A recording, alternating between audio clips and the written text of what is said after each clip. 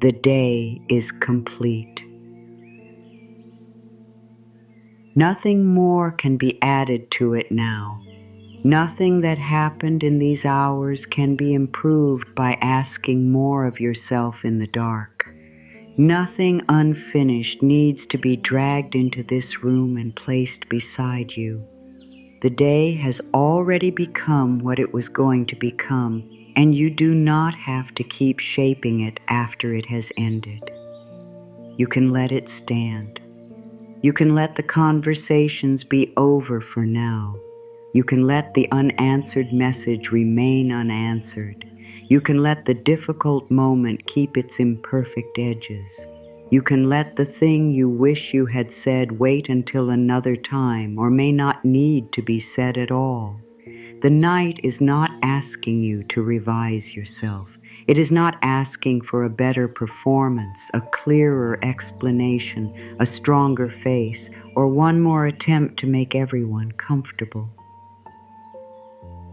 The door has closed kindly behind these hours. You do not have to reopen it. Some part of you may still be standing inside the day, looking around for what was missed. It may be checking every corner, lifting every thought, replaying every expression, wondering whether there was something else you should have done. That part of you has learned to stay alert.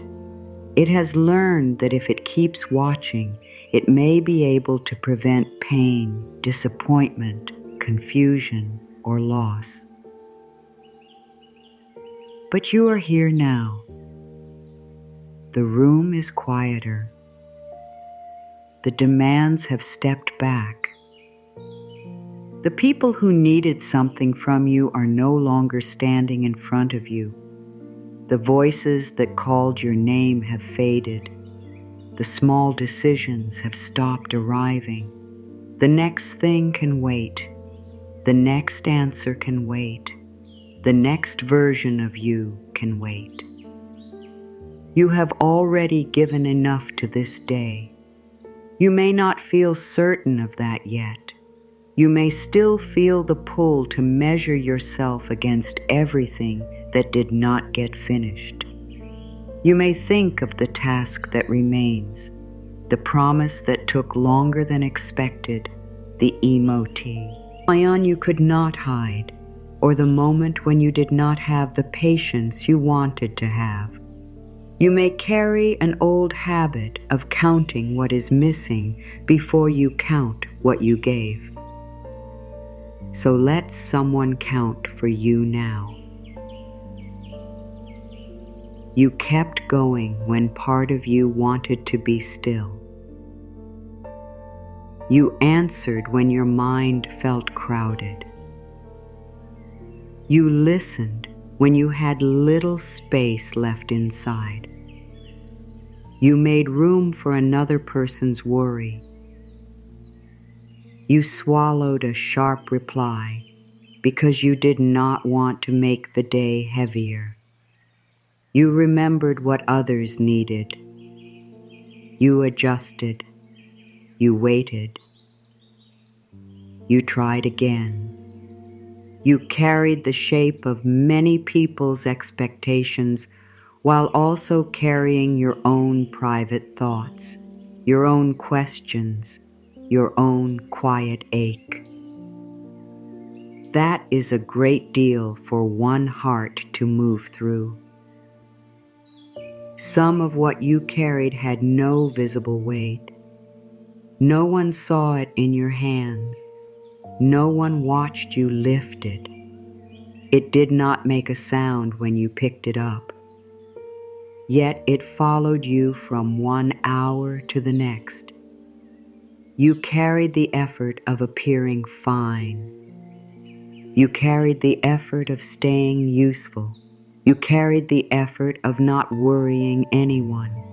You carried the effort of holding your voice steady when something inside you felt uncertain. You carried the effort of showing up while your thoughts moved slowly. You carried the effort of being patient when you wanted care for yourself. You carried the effort of understanding people who did not pause long enough to understand you. You carried the effort of being the calm one, the reliable one, the one who remembers, the one who notices what is about to go wrong and tries to prevent it, the one who keeps the emotional weather from becoming a storm. No wonder your inner world feels full. No wonder even small things may have felt larger today. A sound may have seemed too sharp. A delay may have felt personal. A question may have landed like another stone placed in a bag you were already carrying. You may have wanted to withdraw, but there was nowhere to go. You may have wanted someone to say, "I see how much this is costing you," but the words did not come. You may have smiled anyway.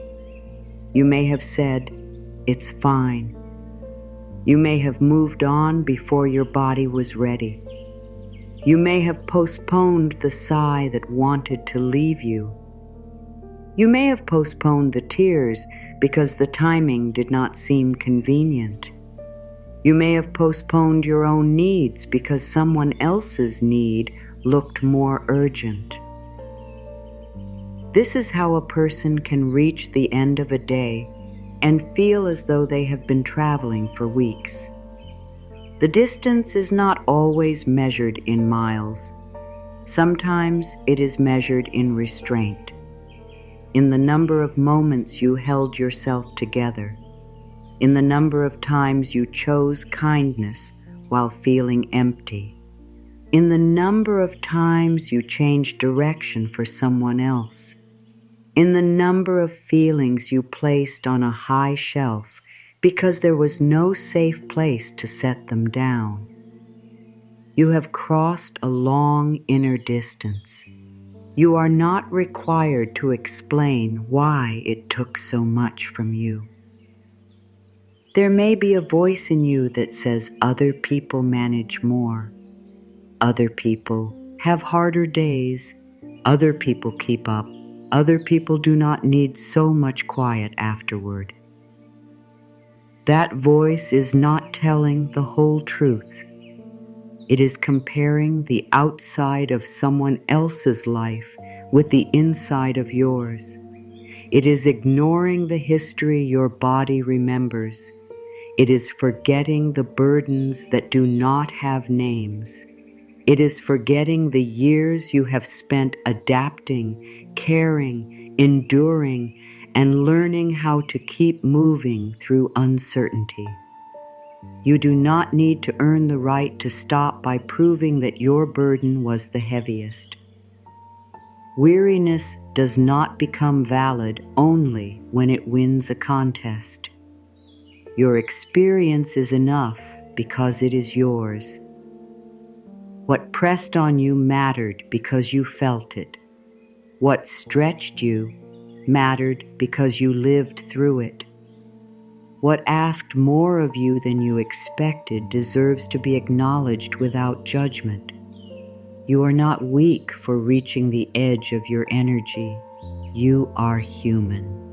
You have limits because you have a body, a mind, a heart, and a life that asks things of all three.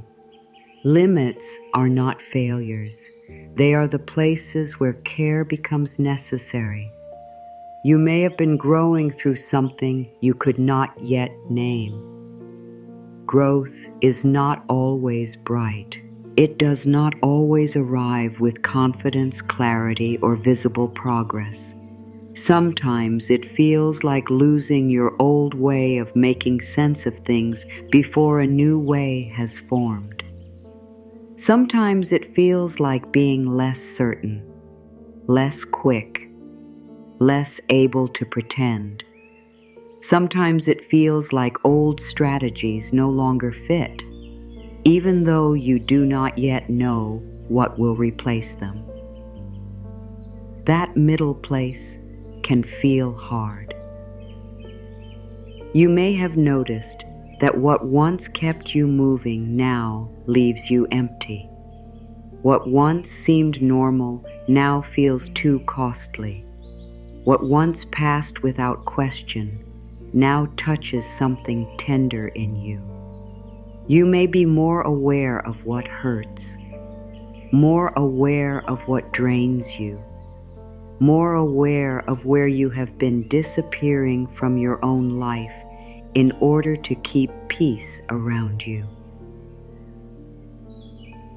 Awareness can feel like heaviness before it becomes freedom. You may be seeing patterns that you use to survive. You may be recognizing how often you spoke to yourself with pressure. You may be noticing how quickly you took responsibility for everyone's feelings. You may be realizing that being needed is not the same as being loved. You may be learning that being strong all the time is not the same as being safe. These realizations can leave the heart exposed. They can make ordinary days feel unfamiliar. They can bring grief for the years when you did not know how to care for yourself differently. Be kind to the one who did not know. That version of you was doing what seemed possible. That version of you learned to move fast because slowing down did not always feel safe. That version of you learned to anticipate because surprise had sometimes hurt.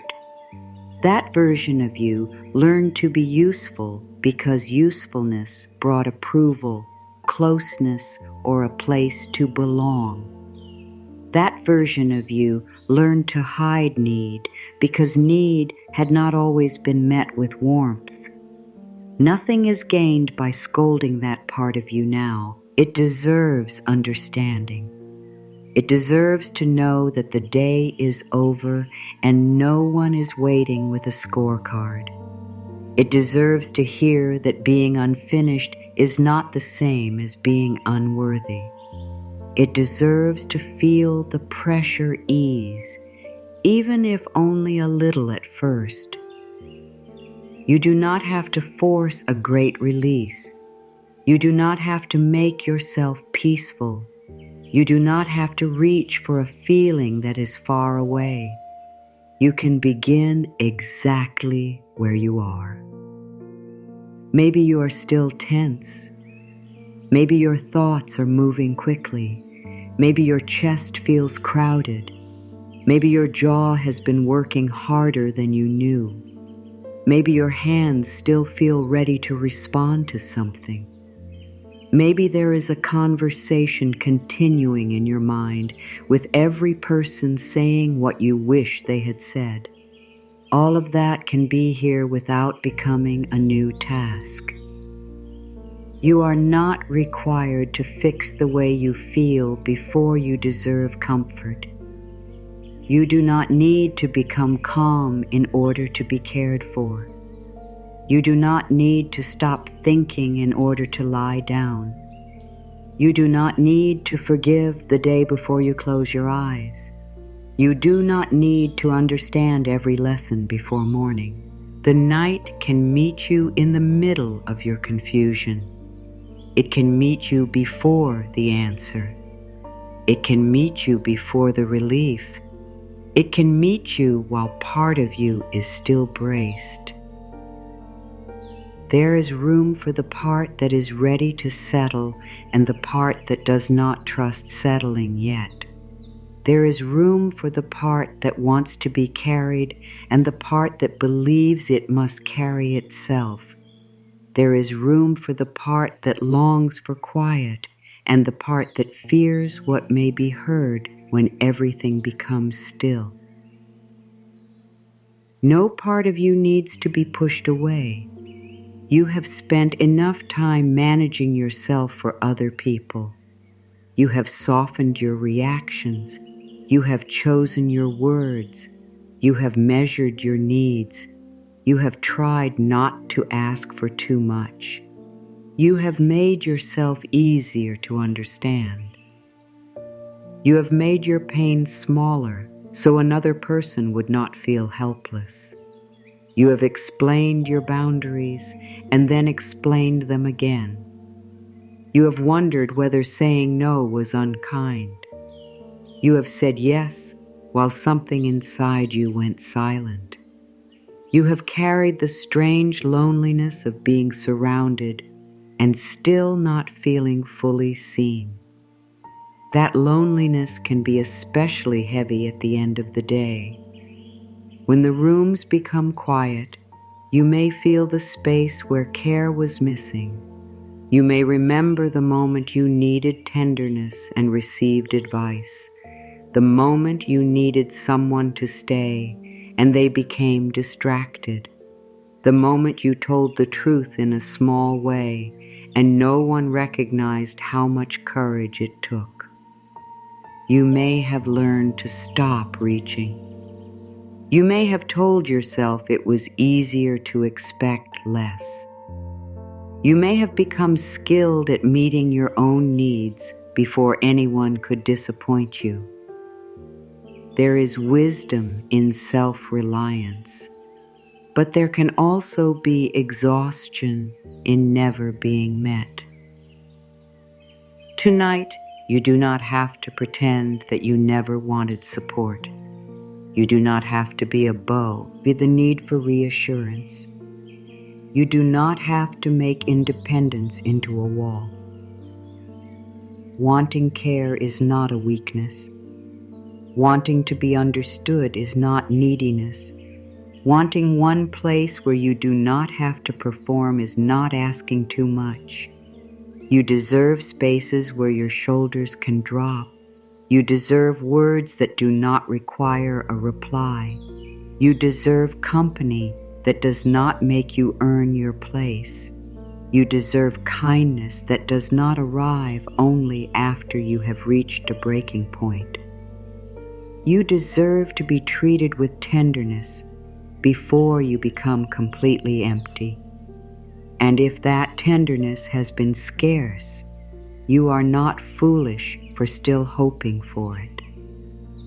Hope has kept a quiet light inside you. Even on hard days, some part of you has continued to believe that life can feel different, that you can live without bracing for every turn, that you can speak honestly without losing love, that you can move at a pace your body can bear, that you can be close to others without leaving yourself behind. This hope may not feel strong. It may feel like the smallest warmth. It may feel like the simple wish to wake with less pressure. That is enough. You do not need a grand vision right now. You do not need to know what comes next. You only need to let this day be finished. The world may continue moving, but you are not required to move with it through every hour. Other people may remain awake, messages may arrive, plans may shift. Somewhere, decisions may be made without you. None of that needs your attention here. This is a quiet boundary. The day ends at the edge of this moment. Its noise does not have permission to follow you farther. You may imagine placing the day outside the door, not as punishment, not with anger, but with the simple understanding that it has had its time. Every event belongs to the hours that held it. Every mistake belongs to the moment in which it happened. Every unfinished task belongs to another page. This page can close. You can stop reading it. There may be tenderness around what did not go well. Let that tenderness remain tenderness. Do not turn it into a weapon against yourself. You can care about your choices without becoming cruel.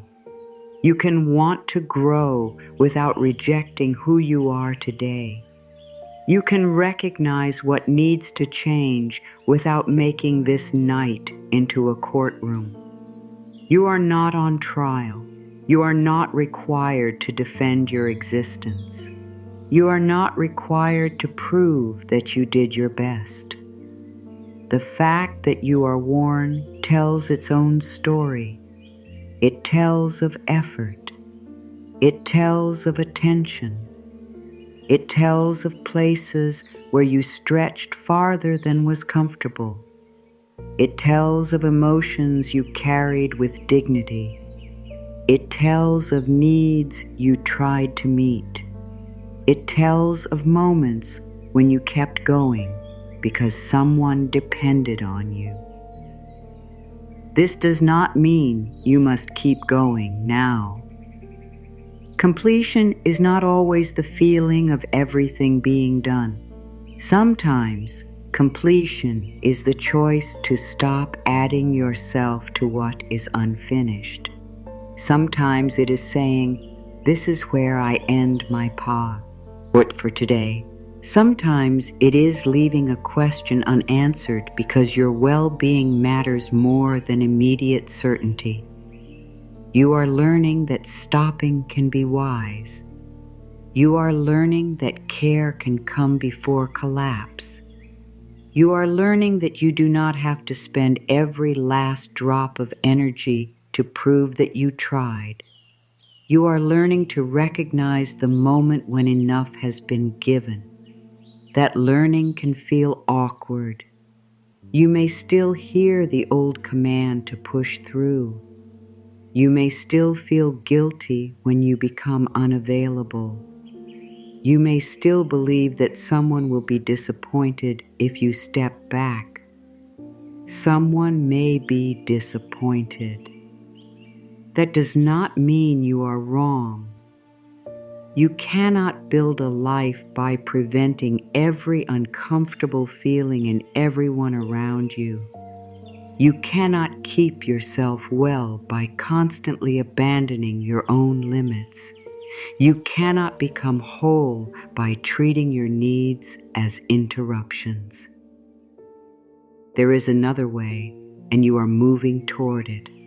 Not quickly, not perfectly, but honestly. Each time you recognize your own weariness, you are listening.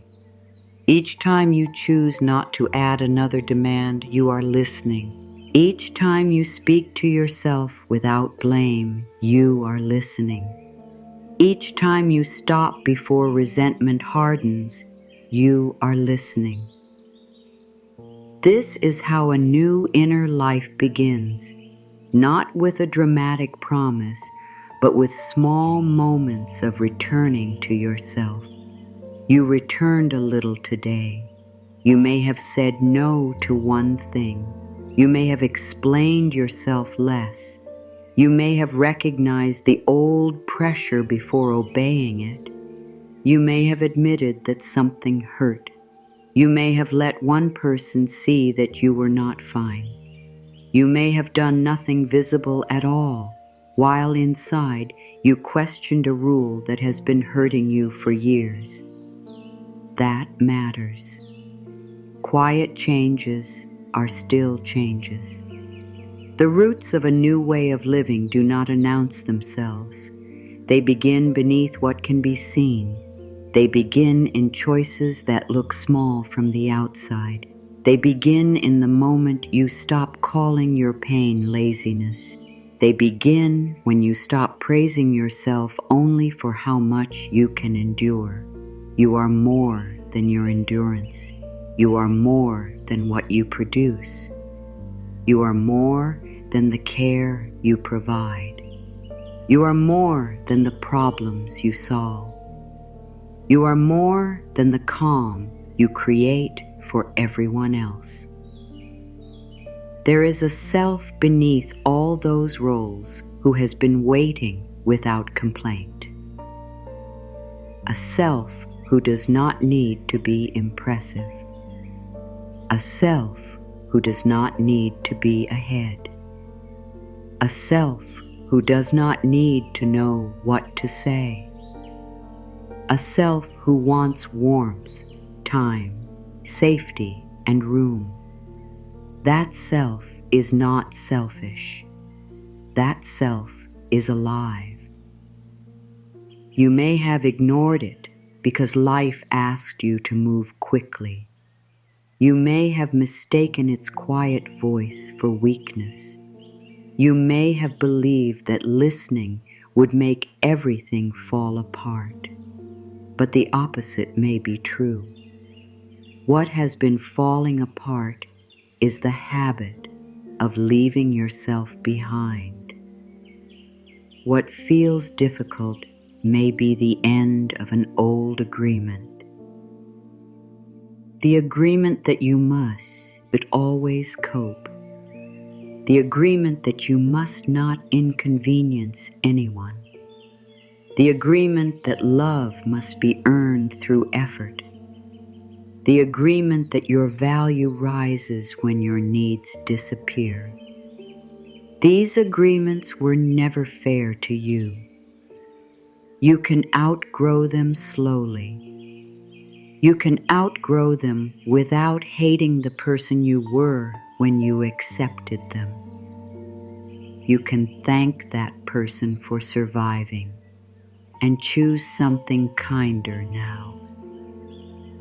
There is no rush. The night is wide enough for this change to be quiet. You do not have to transform before you sleep. You do not have to become a new person by morning. You do not have to turn pain into wisdom on a deadline. You can be in the middle. You can be learning. You can be unsure. You can be held by the simple truth that the day is complete and you are still here. Still breathing. Still becoming. Still worthy of care. There are parts of you that may be afraid of slowing down because they believe sadness will catch up. There may be grief near the surface. There may be anger you have kept polite. There may be disappointment that never received a name. You do not have to open every door tonight. You do not have to explore every room inside yourself. You can acknowledge that something is there and leave it undisturbed until you have more support, more strength, or more daylight. Your inner world does not need to be emptied in one night. It only needs to know that you are no longer at war with it. You can say inwardly, I know you are there. You can say, you do not have to shout. You can say, I will not shame you for what you carry. You can say, we are done for today. Let those words move through you without pressure. The day is done. Your effort has been witnessed here. The hidden work has been named. The restraint, the patience, the worry, the responsibility, the love, the confusion, the trying, the beginning again after discouragement. All of it belongs to a life that has asked much from you. You have answered enough. Now the hours can become quieter around you. The mind may continue for a while. Let it move without following every thought. The body may remain alert for a while. Let it learn that no immediate demand is coming. Your feelings may remain close to the surface. Let them know they do not need to perform. Nothing more is required from you in this moment. You do not have to fix the day. You do not have to fix yourself. You do not have to become less sensitive. You do not have to explain why this season has asked so much. You only need to remain here near the edge of stillness while the pressure begins to lose its grip. The day is complete. You may step out of it now. The part of you that has been blaming itself can sit down now. It has been standing for a long time, pointing at every place where your energy ran out and calling it a character flaw. It has looked at slower thinking and called it failure. It has looked at your need for quiet and called it weakness. It has looked at the moments when you could not keep smiling and decided that something was wrong with you. Nothing is wrong with you for feeling worn. A person can carry love until the arms shake. A person can care deeply and still reach a limit. A person can be grateful for a life and still feel overwhelmed by living it. A person can be strong and still need somewhere safe to loosen the grip. You do not have to choose between being capable and needing care. Both can be true. You can have survived difficult things and still be affected by them. You can have helped others and still long for someone to help you. You can know what to do and still lack the energy to do it right away. There is no shame in the distance between knowing and being able. Your mind may understand that one difficult moment is temporary, while your body reacts as if the whole world has become unsafe. Your heart may know that a person's silence has many possible meanings, while an older part of you hears rejection. You may tell yourself that everything will work out, yet feel no comfort from the sentence. This does not make you unreasonable. It means that words do not always reach the places where strain has settled. Some burdens are carried in the way your shoulders stay raised when no one is near. Some are carried in the speed of your thoughts. Some are carried in the habit of checking, preparing, and anticipating.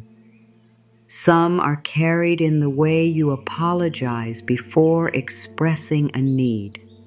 Some are carried in the fear that stopping will reveal how depleted you have become. Your body has been speaking in small ways. The heaviness behind your eyes, the breath that does not travel very far, the wish to be left alone, followed by the wish that someone would understand.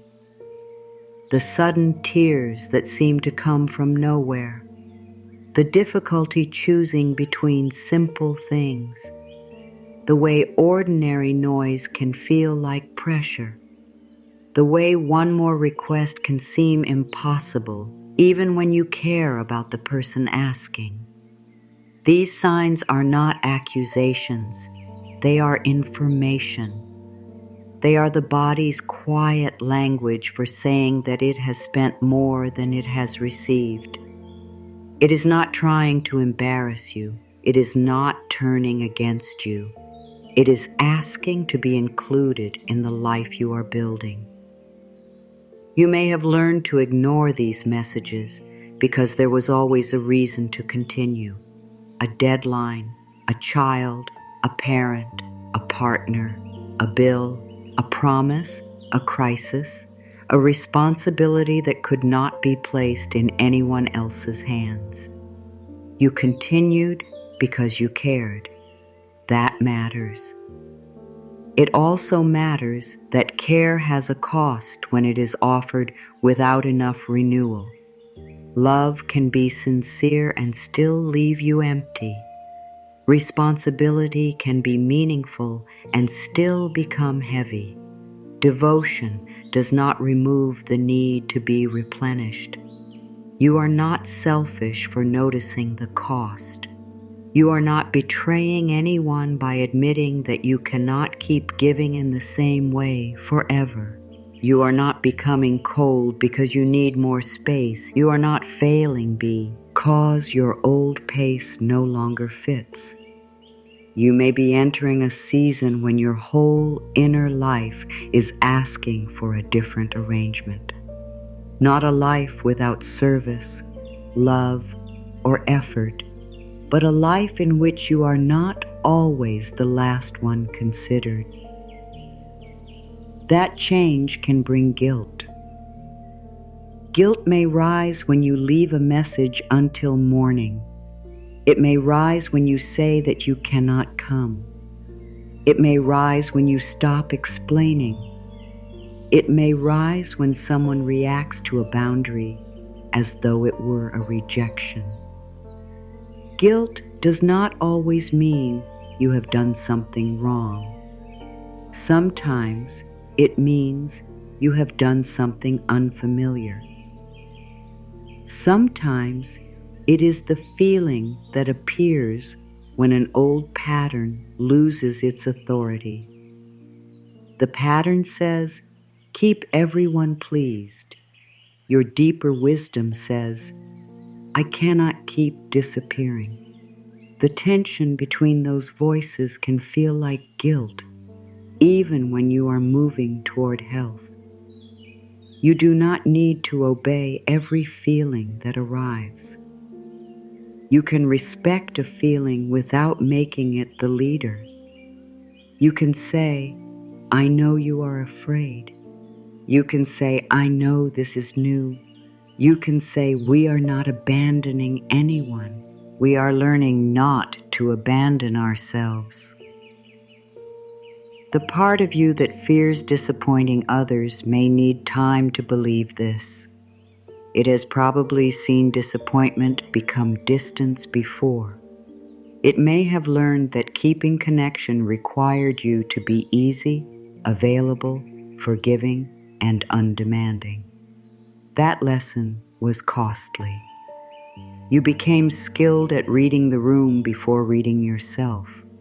You learned to hear a change in another person's tone before hearing the strain in your own voice. You noticed what would make someone else comfortable before you asked what would make you feel safe.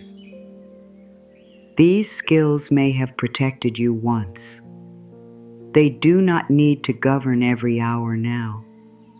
You can appreciate how they helped you and still let them become quieter.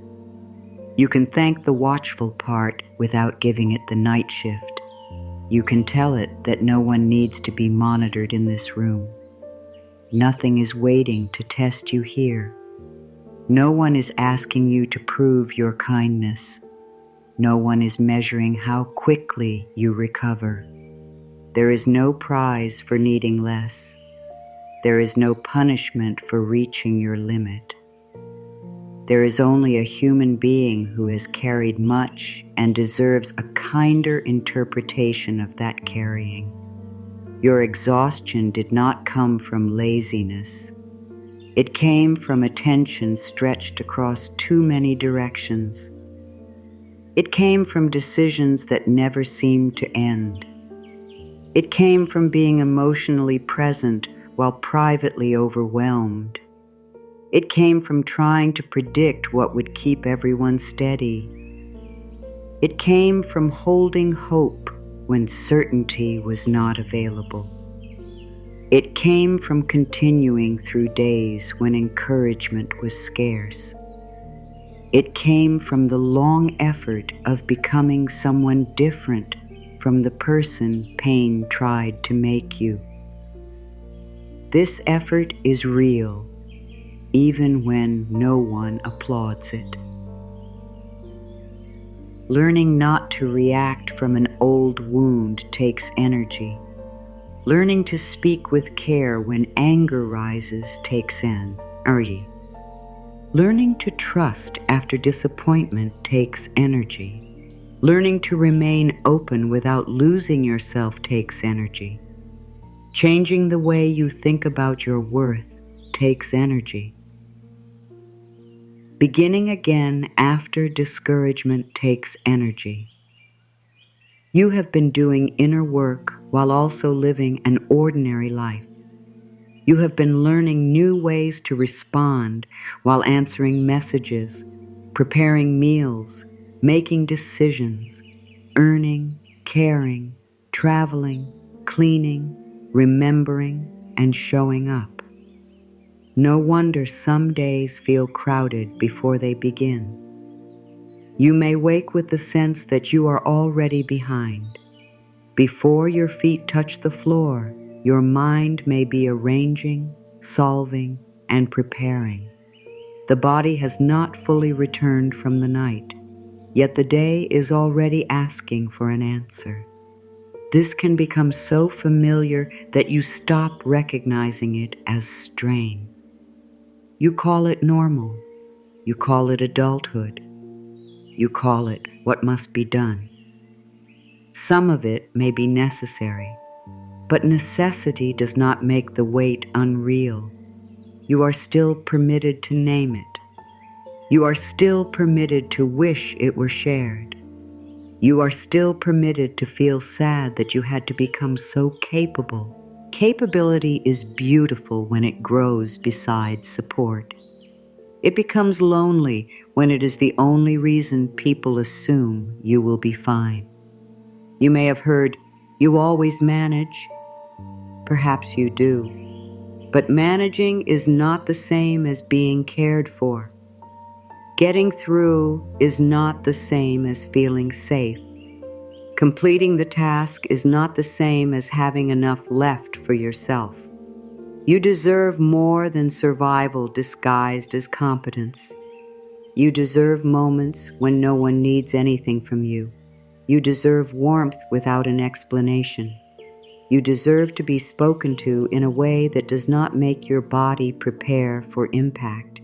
You also deserve help when weariness becomes persistent, when low mood settles in, when burnout makes daily life feel unmanageable, or when your body keeps asking for attention. Quiet, food, and sleep can support recovery, but they are not medical treatment. A doctor, therapist, counselor, or another qualified professional can offer real care when the weight continues or begins to interfere with your life. Reaching for that help is not a failure of faith, strength, or self-love. It is one more way of protecting the life within you. You do not have to wait until everything falls apart. You do not have to prove that it is serious enough. You are worthy of support before a crisis. You are worthy of being listened to while your words are still forming. You are worthy of care that knows how to meet what private courage cannot solve alone. For this moment, though, there is nothing you must diagnose. You can let the questions remain unanswered. You can stop searching for the perfect reason you feel this way. There may be many reasons. A season of change, too little support, too many decisions, old grief moving near the surface, a body that has been asked to run without enough fuel, a mind that has stayed alert for longer than it was meant to, a heart that has loved through uncertainty. You do not need one explanation to justify what you feel. You can respond with kindness before you have a full understanding. This is what wise care often looks like. It does not demand a courtroom of evidence before offering warmth. It sees the trembling and brings a blanket. It sees the long silence and makes room. It sees a person nearing the edge and does not ask them to earn the way back. You can begin giving yourself that kind of response, not as a performance, not as another rule to follow perfectly, only as a new tone, a quieter voice inside, a voice that says, "Of course this has been hard." A voice that says, "You have been carrying more than you say." A voice that says, "You do not have to make your pain impressive before I believe you." A voice that says, "Come closer, you are not in trouble." You may not believe these words at first. That is all right. Trust grows from repetition that is honest, not forceful. The inner world watches what you do more than what you promise. When you honor one limit, it listens. When you stop one harsh thought, it listens. When you ask for help, it listens. When you choose a quieter evening instead of pushing past yourself, it listens. When you do not punish yourself for having less energy, it listens. Little by little, the body learns that care is not a temporary reward. It learns that it does not have to become unwell to be taken seriously. It learns that your kindness will not disappear the moment someone else is disappointed. This learning happens slowly. It happens in ordinary choices. It happens when you sit before everything is finished. It happens when you eat before becoming lightheaded. It happens when you stop reading one more thing. It happens when you let a call go unanswered.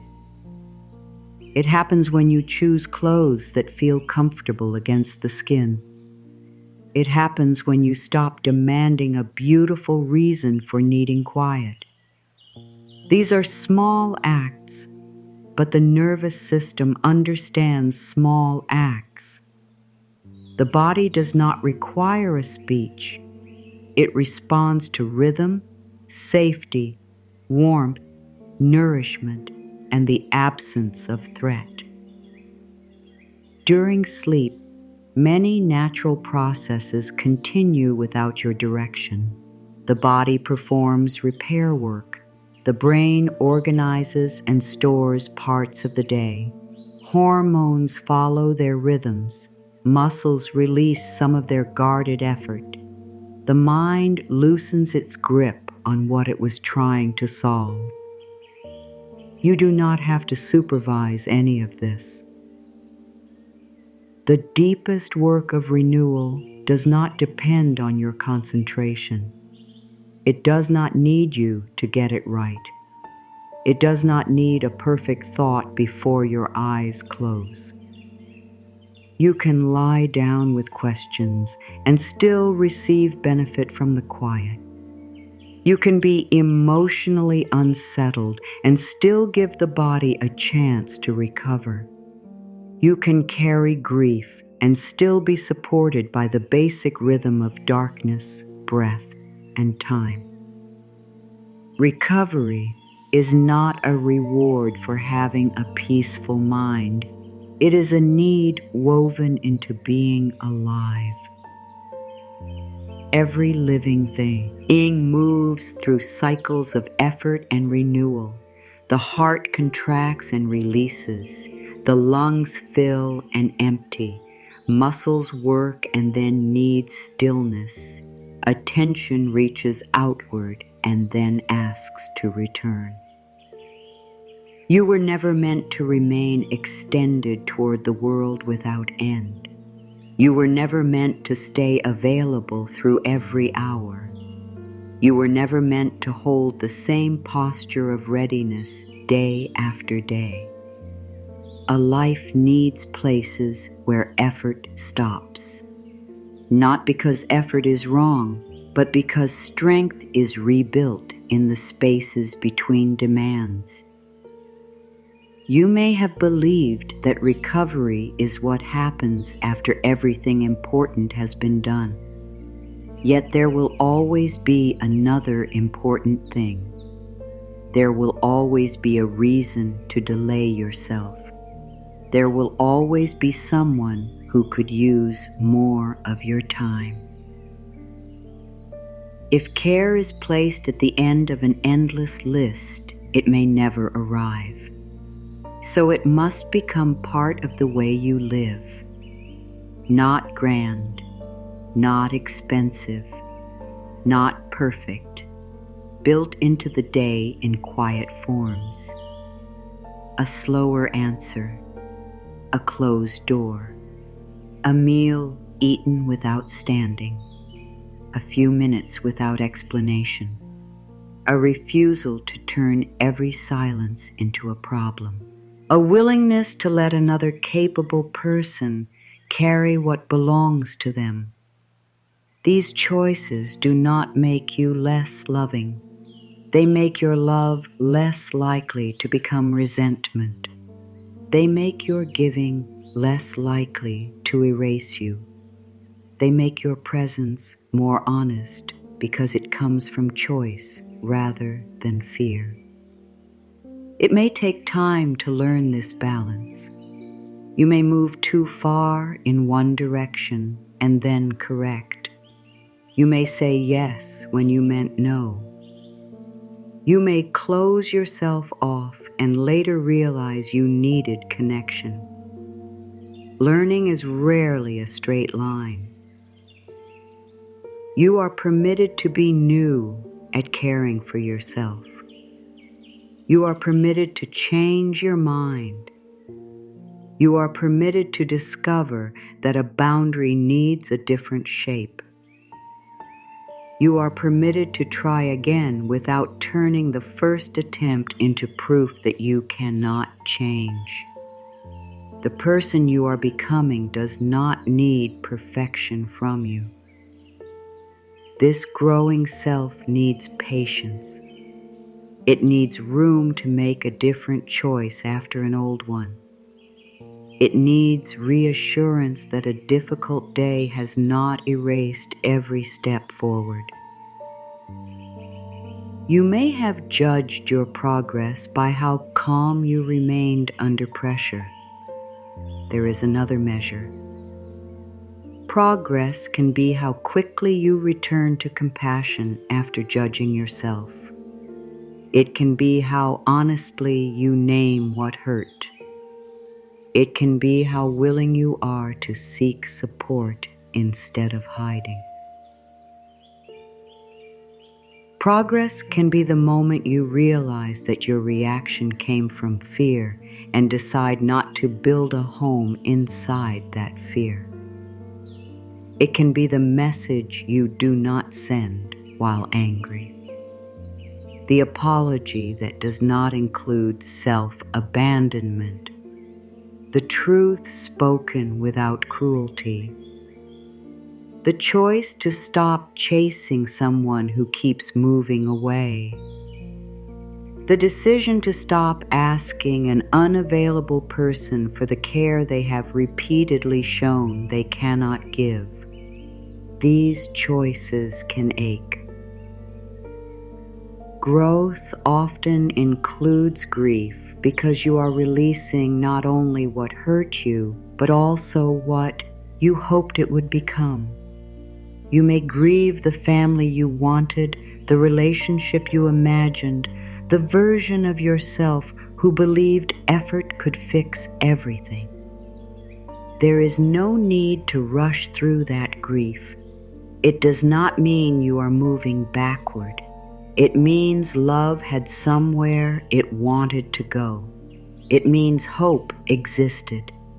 It means you are telling the truth about a loss. Some truths arrive with relief and sadness together.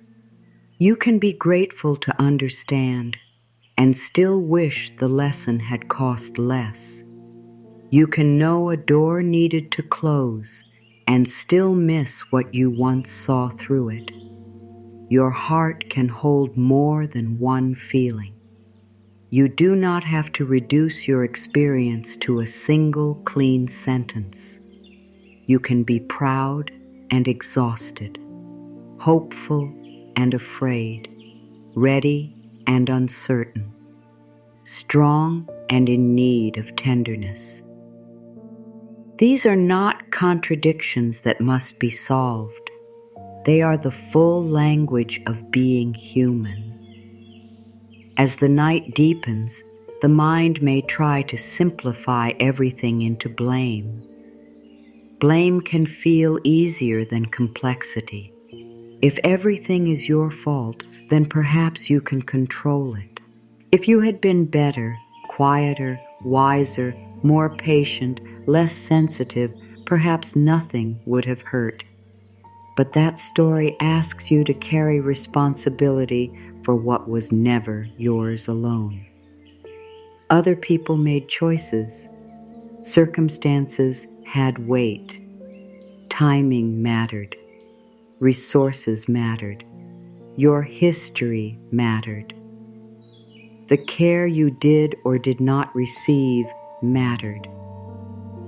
You participated in your life, but you did not control every force that shaped it. You can take responsibility without taking all responsibility.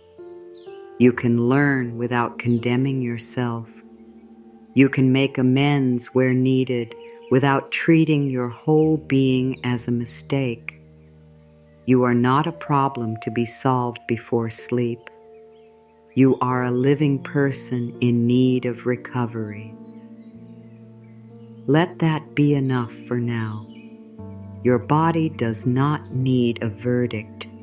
It needs less pressure. Your mind does not need another argument. It needs permission to become less useful for a while. Your heart does not need to prove its goodness. It needs somewhere to set down what it has carried. The night knows how to receive what the day could not hold. It does not ask for a summary. It does not ask what you accomplished. It does not compare your path with anyone else's. It gathers every honest part of you into darkness and asks for nothing in return. You can begin to trust this gathering. You can begin to believe that stopping is not disappearing.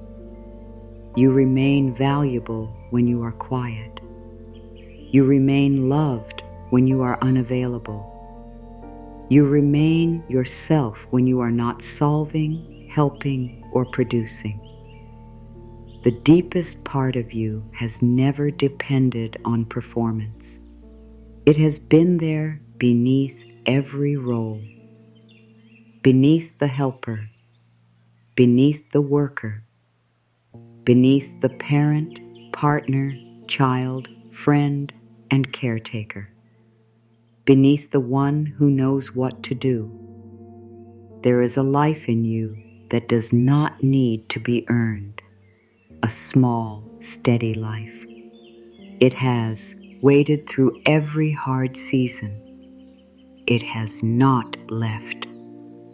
It is here now, asking for a little warmth and less demand. You can answer without words, by staying, by loosening your face, by letting the bed carry more of your weight, by giving the next hour back to darkness. You have done enough for one day. You have explained enough. You have carried enough. Nothing in you needs punishment. Nothing in you needs to be pushed. The worn places are not defects. They are places asking for care. You can meet them without fear. You can meet them without hurry. You can meet them as you would meet someone dear who had finally admitted how hard it had been. With patience, with quiet, with no demand for improvement.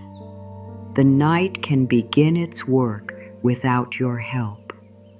You can be unfinished here. You can be uncertain here. You can be weary here and still be safe enough to receive what quiet can give. Quiet recovery does not ask you to understand it. It begins whether or not your mind believes it has permission. The body keeps its own wisdom beneath thought. It knows how to lower its effort when the surroundings become less demanding. It knows how to loosen what has been braced. It knows how to use darkness, warmth, stillness, and time. You do not direct every part of this process. You do not tell the heart how to keep its rhythm. You do not instruct each cell. You do not organize every memory that settles during the night. Much of what supports you happens below the level of choice. That can be comforting. You have made enough choices today. You have decided what mattered first. You have decided when to answer and when to wait. You have decided what to say, what to leave unsaid, what to carry, what to ignore, what to fix, and what to accept. Now something deeper can continue without your management. The body can take what is available, the lower light, the quieter room, the steadier breath, the absence of immediate demand. Even if your thoughts are still active, the body can begin receiving different signals. It can learn from the fact that you are no longer moving from one responsibility to another. It can learn from the surface beneath you. It can learn from the sound of your own breathing when no one is waiting for a response.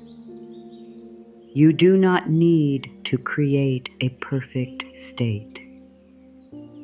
There is no perfect state. There is only the honest state you have reached. You may be worn and alert at once. You may want to let go while another part keeps watch. You may be grateful for the quiet and uncomfortable inside it. This is still a beginning. Recovery often begins before you feel recovered. The body does not wait for confidence. It responds to small conditions, a little less noise, a little less movement, a little less pressure to perform. These conditions matter. They do not erase pain, cure illness, or replace care from qualified people when care is needed. They do, however, support the ordinary work of renewal. They give the body a chance to spend less energy on response. They give the mind a chance to stop receiving new demands. They give the whole person a period in which nothing new must be carried.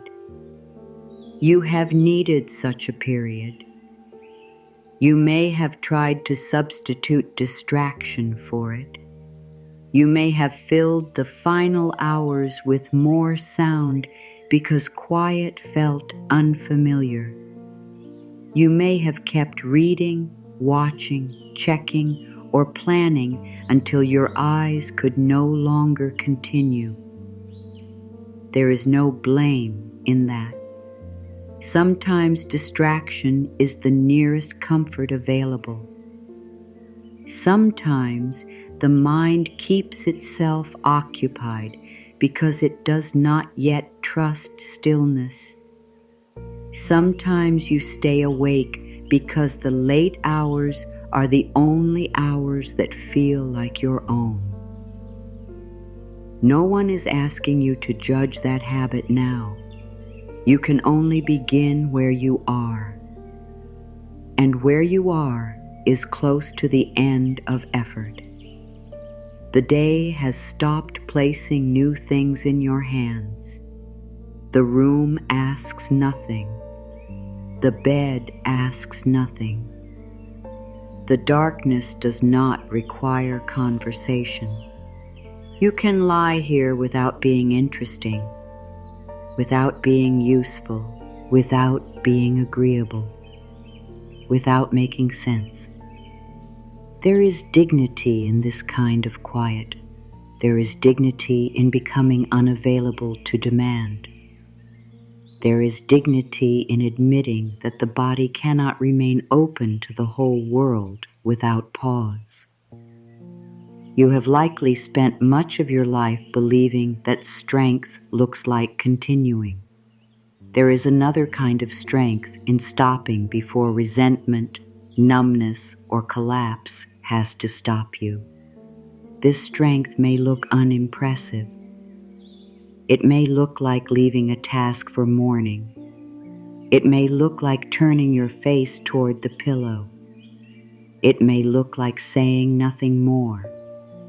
It may look like trusting that what truly belongs to you will still be there after the night has passed. You do not lose your place by becoming still. You do not become less devoted. You do not fall behind your own life.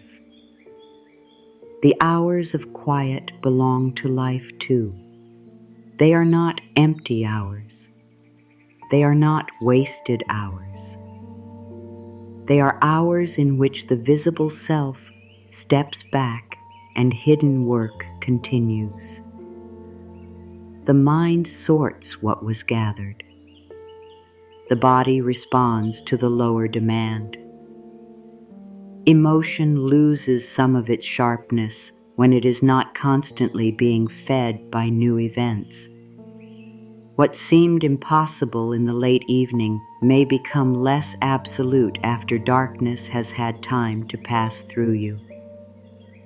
Not every problem will change by morning, but your relationship to it may. You may have a little more room around the thought, a little more patience, a little less urgency. Sometimes that is enough to find the next step. You do not need the next step now. You need somewhere inside yourself where no step is required, a place where effort can end without danger, a place where vigilance can become unnecessary for a while. This place may not feel familiar, so let it be simple. Do not ask yourself to feel safe all at once. Let safety begin as the absence of a new demand. Let it begin as a closed door. Let it begin as the realization that no one is calling your name in this moment. Let it begin as the weight of your body being carried by something outside your muscles. You are not carrying yourself entirely. The surface beneath you has already taken much of the work. You can give it a little more. The back can surrender a small measure of effort. The legs can stop preparing to rise. The hands can stop preparing to answer.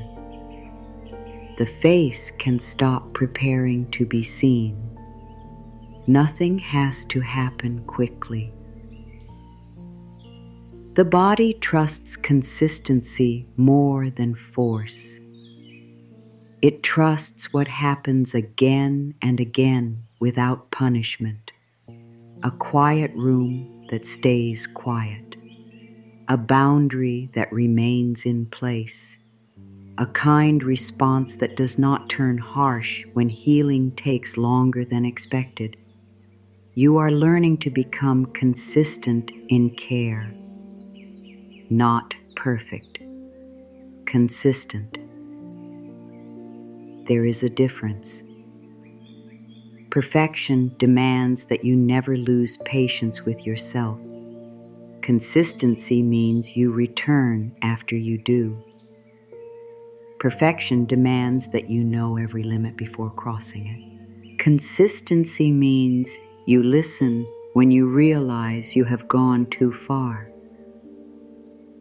Perfection demands that every night feel peaceful. Consistency means you remain kind even when peace is slow. This is how trust grows inside you.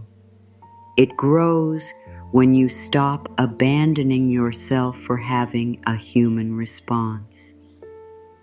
It grows when you do not make exhaustion into evidence against your worth. It grows when you honor the need for less. It grows when you stop using tomorrow's tasks to frighten yourself in the dark. Tomorrow has not arrived.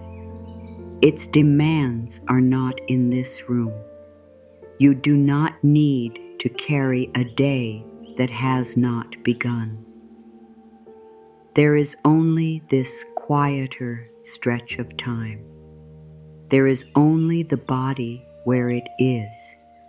There is only the breath as it comes. You do not have to deepen it. You do not have to count it. You do not have to turn it into an exercise. Let it belong to itself. Some breaths may be short. Some may open more fully. Some may leave with a long sigh you did not plan. The body knows what it can give. You can stop correcting it. For much of the day, you may have been correcting yourself. Sit straighter, move faster, speak more clearly. Do not show too much. Do not take it personally. Do not become emotional. Do not forget. Do not slow down. Do not disappoint anyone. The inner commands may have come so quickly that you barely heard them, yet the body heard every one. It responded by tightening, preparing, containing, trying to obey. Now there is no command. There is no voice asking you to improve this moment. There is only an invitation to remain. As you remain, an image may begin to form quietly. Before the cold season arrives, a rabbit prepares a burrow. It does not wait until the ground is frozen to consider warmth. It does not call preparation a weakness. It does not judge itself for needing shelter. It searches for waum. A hat can make the hidden place more livable. Among the dry stems and fallen growth, it finds the softest grass it can carry. Each piece is small, almost weightless. One stem would not seem important to anyone passing above. A person might step over it without seeing it. Yet the rabbit knows its value. It carries the grass below the surface. Again, it returns. Again, another small piece. There is no audience, no praise, no reward for efficiency. Only the quiet work of preparing kindness before it is desperately needed. The burrow is not large. It does not need to impress. It is shaped for closeness, for warmth gathered near the body, for protection from the cold moving over the earth.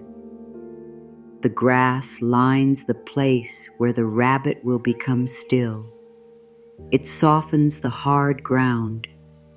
It creates a layer between the living body and the chill beneath it. This preparation is not separate from survival. The tenderness is part of survival. The warmth is part of survival. The sheltered stillness is part of survival. You may have been taught that survival is only toughness, only pushing, only enduring, only learning how to need less. But the small animal knows another truth. To prepare comfort is also to protect life. To seek warmth is also wisdom. To make a hidden place kinder is not weakness. You have a hidden place within you. Not a place that must be searched or analyzed. Only the private part of you that receives the way you speak to yourself. That place has known hard ground. It has known cold language. It has known the pressure to continue without comfort. It may have been left bare for a long time. You survived there. But surviving on hard ground does not mean hard ground is what you deserve. You can begin lining the inner place differently, not with grand promises, with small pieces of kindness, a sentence that does not accuse you, a choice that protects your energy, a refusal to continue an argument in your head, a hand resting without a task, a light turned lower, a morning plan made simpler. Each act may seem too small to matter, yet small pieces gather. The rabbit does not dismiss one strand because it cannot warm the whole burrow by itself. It carries what it can find. It trusts accumulation. You can trust accumulation too. One kind thought does not have to repair years of pressure. It only has to be one kind thought.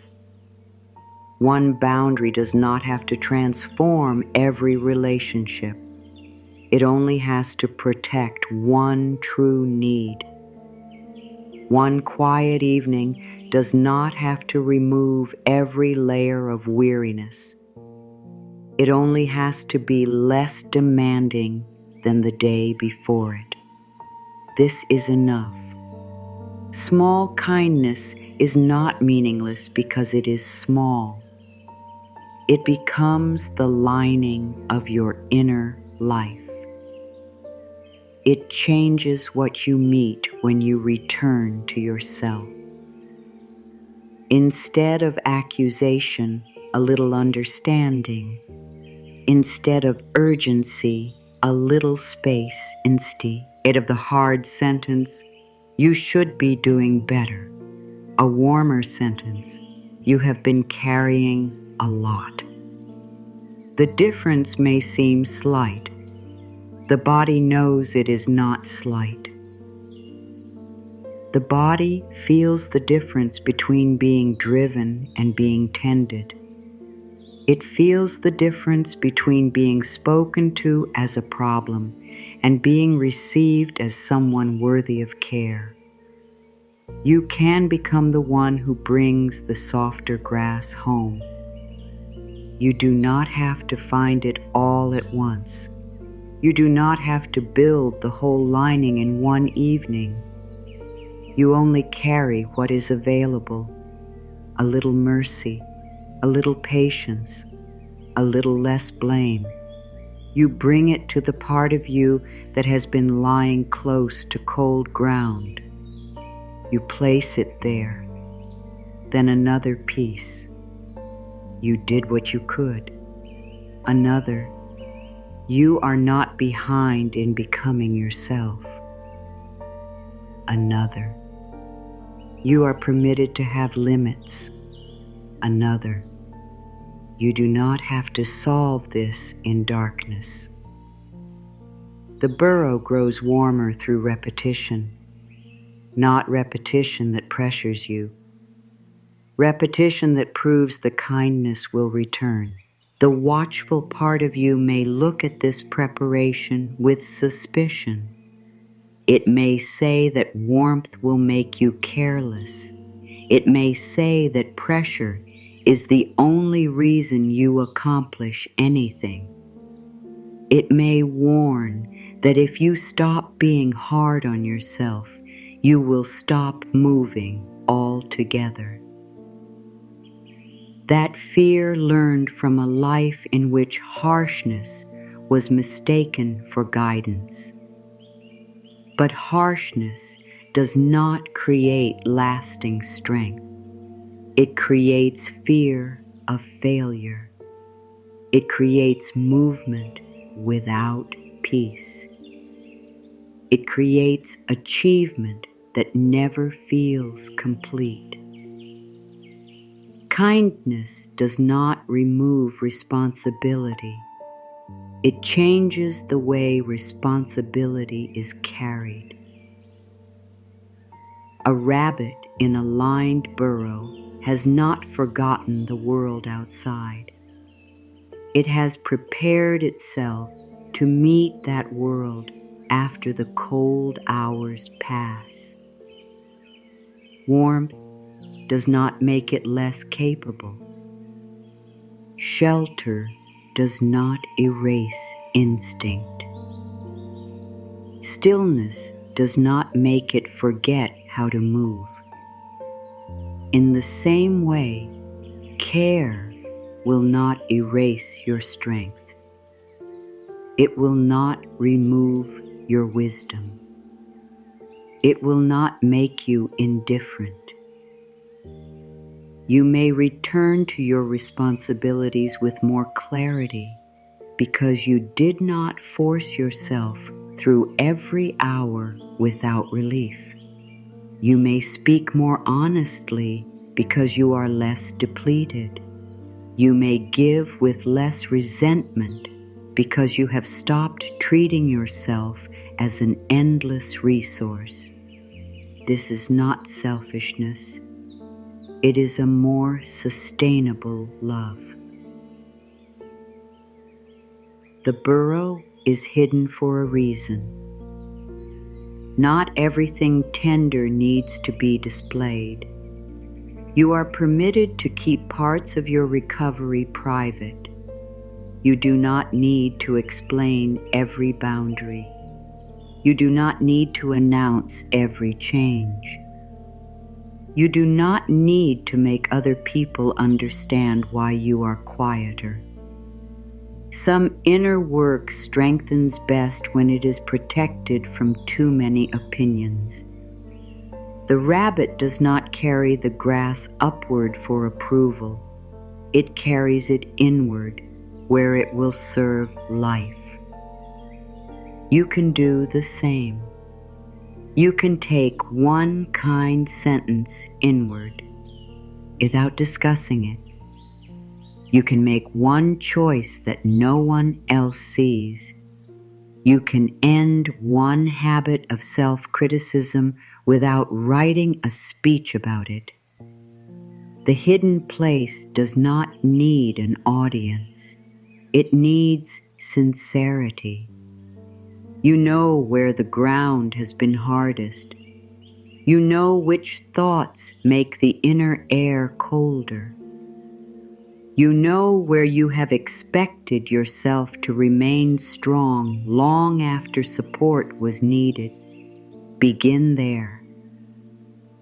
bring warmth to that place first.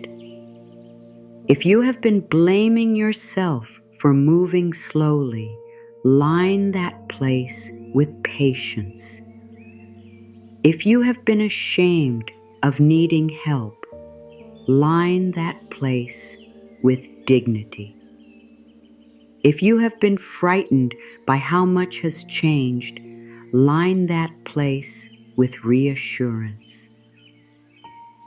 If you have been grieving an old version of your life, line that place with compassion. You do not have to remove the whole cold season. You only prepare a kinder place within it. This distinction matters. You are not being asked to pretend that everything is easy. You are not being asked to call pain beautiful. You are not being asked to be grateful for what harmed you. You are preparing warmth in the middle of what is difficult. That is honest care. The cold may still move above the ground. The wind may still pass across the earth. The season may take time, but beneath it, a small living body is protected by what it gathered with wisdom. Your life may still contain uncertainty. There may be conversations ahead. There may be decisions you cannot postpone forever. There may be losses that continue to ache.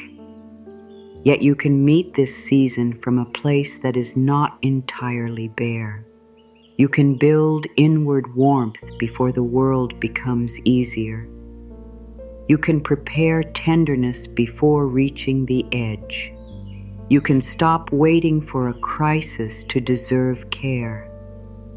The rabbit does not say, "I will gather grass only when I can no longer bear the cold." It prepares early. It respects what is coming. It respects its own needs. You may begin respecting your needs before they become emergencies. You can respond to the first signs of strain. You can listen to the early heaviness. You can honor the first wish for quiet. You can make the day smaller before the body has to force it smaller. This is maturity. This is wisdom. This is life protecting life. You are learning that preparation does not always mean doing more. Sometimes it means removing pressure. Sometimes it means making the inner ground less harsh. Sometimes it means choosing not to expose yourself to one more demand. The burrow becomes ready through what is brought in and through what is kept out. It receives warmth.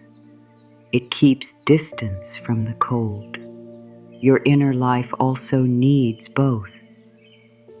Kindness brought inward. Unnecessary pressure left outside. You do not have to decide every boundary now. The image can remain enough. A small burrow beneath the earth. The ground quiet around it. The lining gathered piece by piece. A living body no low. Anger pressed against cold soil. No one is asking it to prove endurance. No one is telling it that the grass is excessive. No one is accusing it of hiding. It is doing what life knows how to do. It is protecting the tender center. You have such a center. It has not been destroyed by what you have carried. It may be wary. It may be worn. It may have learned to expect hard ground. But it is still alive. It can still receive warmth. It can still recognize a kinder voice. It can still settle when pressure leaves. Let this be one strand of grass carried inward. You do not have to suffer more to prove that you are growing. Let this be another. A difficult season does not require a hard heart. And another, you may become stronger while treating yourself with care. Place them where the ground has felt cold. There is no need to force belief, only place them there. Let them remain. The night will pass over the earth in its own time. You do not have to watch every hour. The burrow is being prepared. The inner place is becoming kinder. Small pieces are enough to begin. The small pieces do not need to be perfect. The grass inside the burrow is not arranged for beauty. It is gathered for warmth. Some strands bend. Some lie across one another. Some are rough at one end and smooth at the other. None of them must be flawless to help create a kinder place.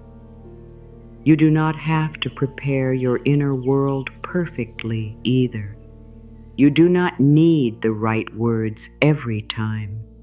You do not need to respond to yourself with endless patience. You do not need to feel peaceful before care can reach you. What matters is that the old hardness is no longer the only thing waiting when you turn inward. A little warmth has been carried in. A little understanding has been placed beneath you. A little room has opened around the strain. You may still feel the coldness of the season.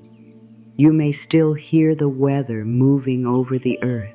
You may still know that morning will bring choices, conversations, and responsibilities. Yet this hidden place is different now. It does not ask you to face those things before they arrive. It does not push you back toward the surface. It does not tell you that lying still is a waste. The burrow understands that a living body must sometimes become quiet to preserve what is precious. It understands that stillness is not surrender to hopelessness. It is surrender to care. There is a great difference. Hopelessness says that nothing can change. Care says that change does not have to be forced during every hour. Hopelessness closes the heart against possibility. Care protects the heart while possibility is still taking shape. You are not giving up by becoming still. You are giving your inner life a place where it does not have to defend itself. You have defended yourself enough.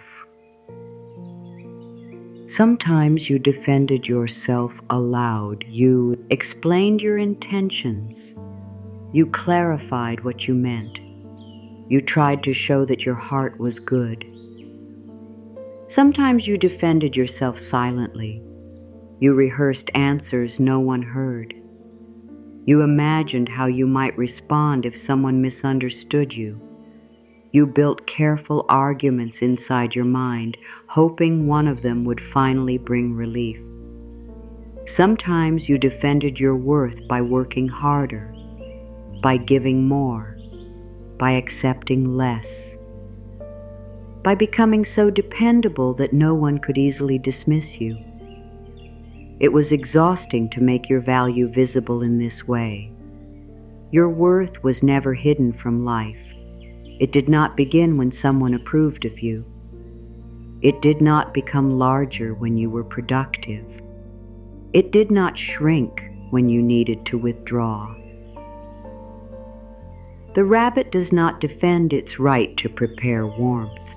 It does not stand at the entrance asking whether it has done enough to deserve shelter. It responds to a simple truth. The living body needs protection from what would drain it. You can respond to that truth too. Your inner life needs protection from words that make it colder. It needs protection from the belief that you must become worthy before receiving care. It needs protection from the demand that growth should always look graceful. There are seasons when becoming takes nearly all the strength you have. Old ways loosen. Familiar roles become uncomfortable. Relationships reveal what they can and cannot offer. The future remains hidden, while the past no longer feels like home. In such a season, you may look at yourself and wonder why simple things feel difficult. You may remember a time when you moved more quickly. You may miss the version of you who could ignore what now asks to be felt. Do not use that memory against yourself. That earlier version of you may have been moving quickly because it did not know how to stop. It may have been functioning through pressure. It may have been carrying pain without language. It may have appeared stronger because it had not yet reached the place where truth could be heard. You are not becoming weaker. You are becoming less willing to survive by leaving yourself behind. This change can make the old pace impossible. That is not a defect. A body that has learned the cost of overextension may no longer cooperate with endless demand. A heart that has recognized neglect may no longer accept crumbs without sorrow. A mind that has begun questioning old rules may struggle to follow them as obediently as before. Something within you is asking for a life that fits more honestly. Until that life takes clearer shape, you may feel between worlds. The burrow is made for this kind of in-between time. It is not the open field. It is not the destination. It is a protected place where the living self gathers enough warmth to continue when movement becomes possible again. You do not have to know when that movement will come. You do not have to decide what the next verse of your life will look like. You can remain close to the warmth you have gathered. Let the private place within you become lined with words that do not demand a result. You have nothing to prove here. You are not late. You are not failing at becoming. You are not required to understand the whole season. You can let each sentence settle like another strand beneath you, not as a command, not as something you must believe immediately, only as material for warmth. You have spent years collecting evidence against yourself, a forgotten task, a difficult reaction, a choice you wish you could change, a relationship you could not save, a time when fear spoke more loudly than wisdom. You may have stored these memories as proof that you cannot trust yourself, but you have other evidence. You have returned after loss. You have learned from pain. You have apologized when you could. You have continued loving without always knowing how. You have recognized patterns that once remained invisible. You have become more honest, about what hurts. You have started listening when your whole being asks for less. This evidence belongs in the burrow too. Bring it inward. Place it near the places where doubt has made the ground bare. You are not the sum of your hardest moments. You are also every moment when you chose not to become cruel. Every moment when you tried to understand. Every moment when you began again without certainty. Every moment when you protected a tenderness the world did not know was there. The grass gathers around this tenderness. It does not ask the tenderness to harden. It does not train it to endure more cold. It creates conditions in which sensitivity can remain alive without being constantly wounded. Your sensitivity is not something to defeat. It may be the part of you that recognizes what is true before your thoughts can explain it. It may be the part that feels another person's pain. It may be the part that notices beauty in what others pass by. It may be the part that knows when a room is not safe, when a promise is empty, or when your own spirit has gone quiet. Sensitivity needs wise protection. Without protection, it becomes overwhelmed.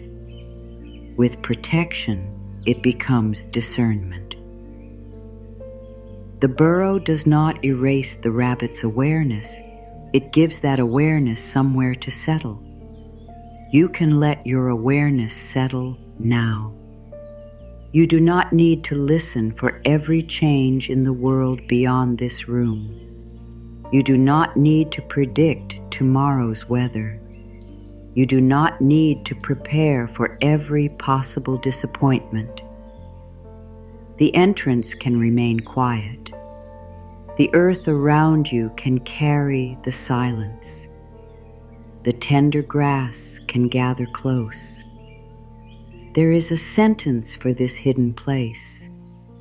It does not require you to be fearless. It does not deny that becoming can ache. It does not promise that every difficulty will disappear. It only joins growth with care, so that the two no longer seem like enemies.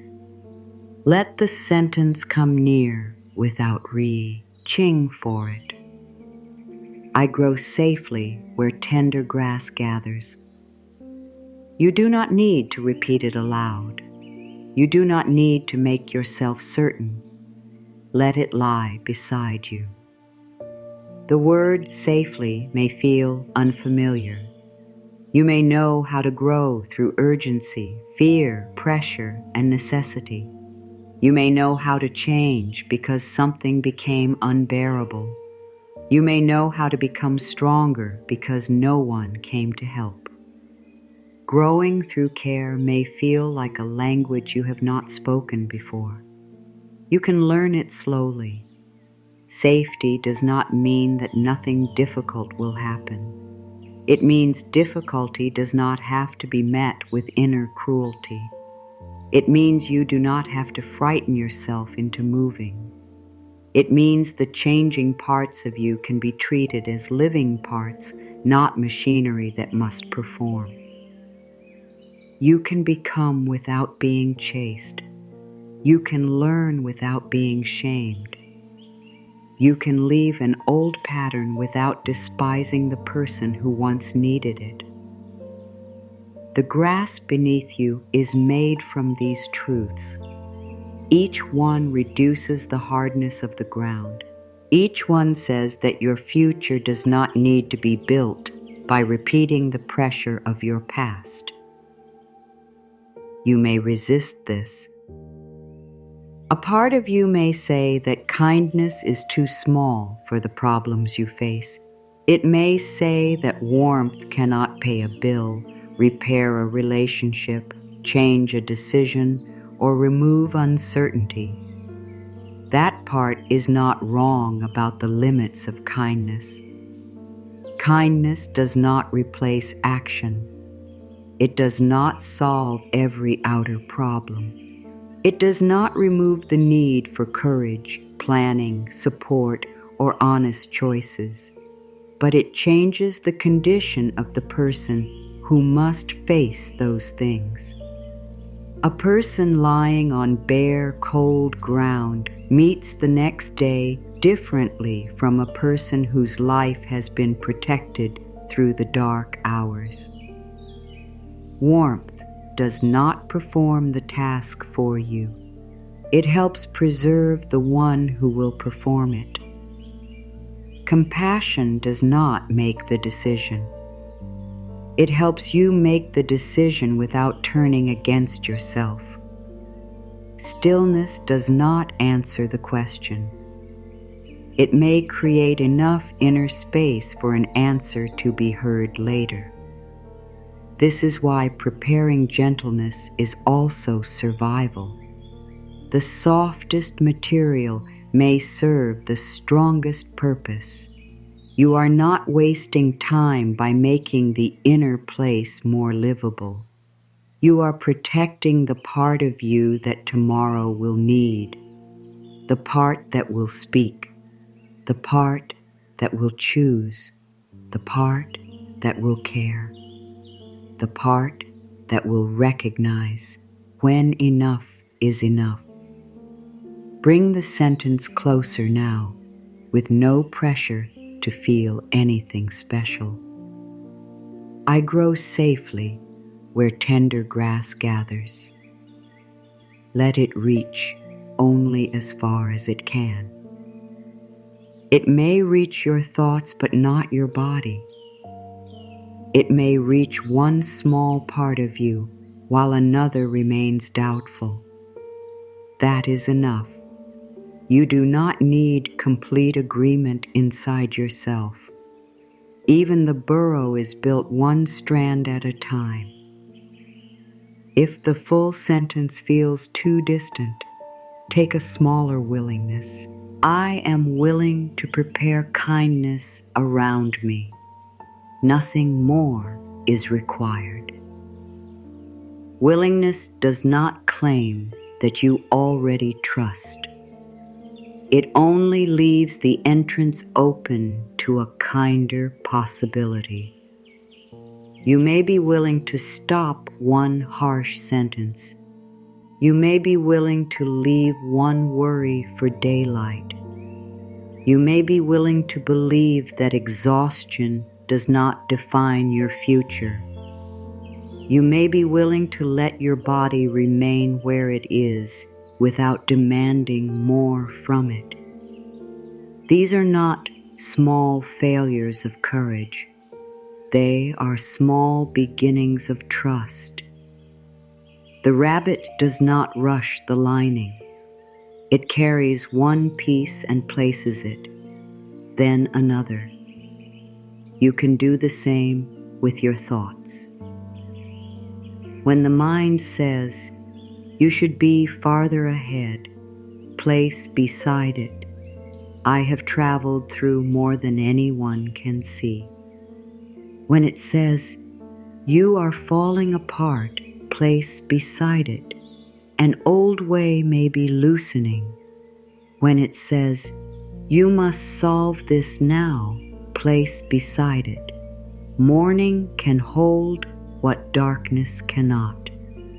When it says, you will never feel like yourself again, place beside it, I may be meeting a self I have not known yet. No thought has to be fought. The colder thought can remain while a warmer one is placed nearby. Over time, the inner ground changes. You do not have to tear away everything old before receiving something new. You do not have to empty the burrow. You can add what has been missing: warmth, patience, a voice that does not accuse, a place where becoming can happen without being watched. There is privacy in true change. Seeds of awareness often grow best before they are explained. A boundary may need to become strong inside you before you discuss it. A decision may need silence before it finds words. A new understanding may need to be protected from those who would pull it apart too soon. You are permitted to keep this night private. You are permitted to let something inside you form without announcing it. You are permitted to be changed by quiet in ways no one else can measure. The world does not need immediate access to every part of your growth. Some things belong below the surface until they are ready. The rabbit does not apologize for remaining underground when the cold passes overhead. It trusts the shelter it prepared. You may trust your need for shelter too. You may trust the wish to become less available. You may trust the part that knows another conversation would be too much. You may trust the wisdom that says not every message deserves an answer before morning. You may trust the closed eyes, the quiet hands, the body that has stopped moving. These are not signs that you have abandoned your life. They are signs that you have returned to the living center of it. If these words have become part of your good night, you may leave one quiet good night in the comments before you put the day away. Nothing more needs to be explained. Let that single word mark the moment you chose warmth over one more demand. Then let even that be complete. No more reaching outward is needed. Return to the burrow. Return to what has been gathered. The tender grass lies beneath the places that worked so hard. It lies beneath the back that carried responsibility, beneath the shoulders that stayed ready, beneath the heart that tried to remain open, beneath the thoughts that circled every unfinished thing. The whole inner place has become a little warmer. You do not have to test it. You do not have to ask whether it is enough. Let enough be decided by the body. If one muscle loosens, it is enough. If one thought loses urgency, it is enough.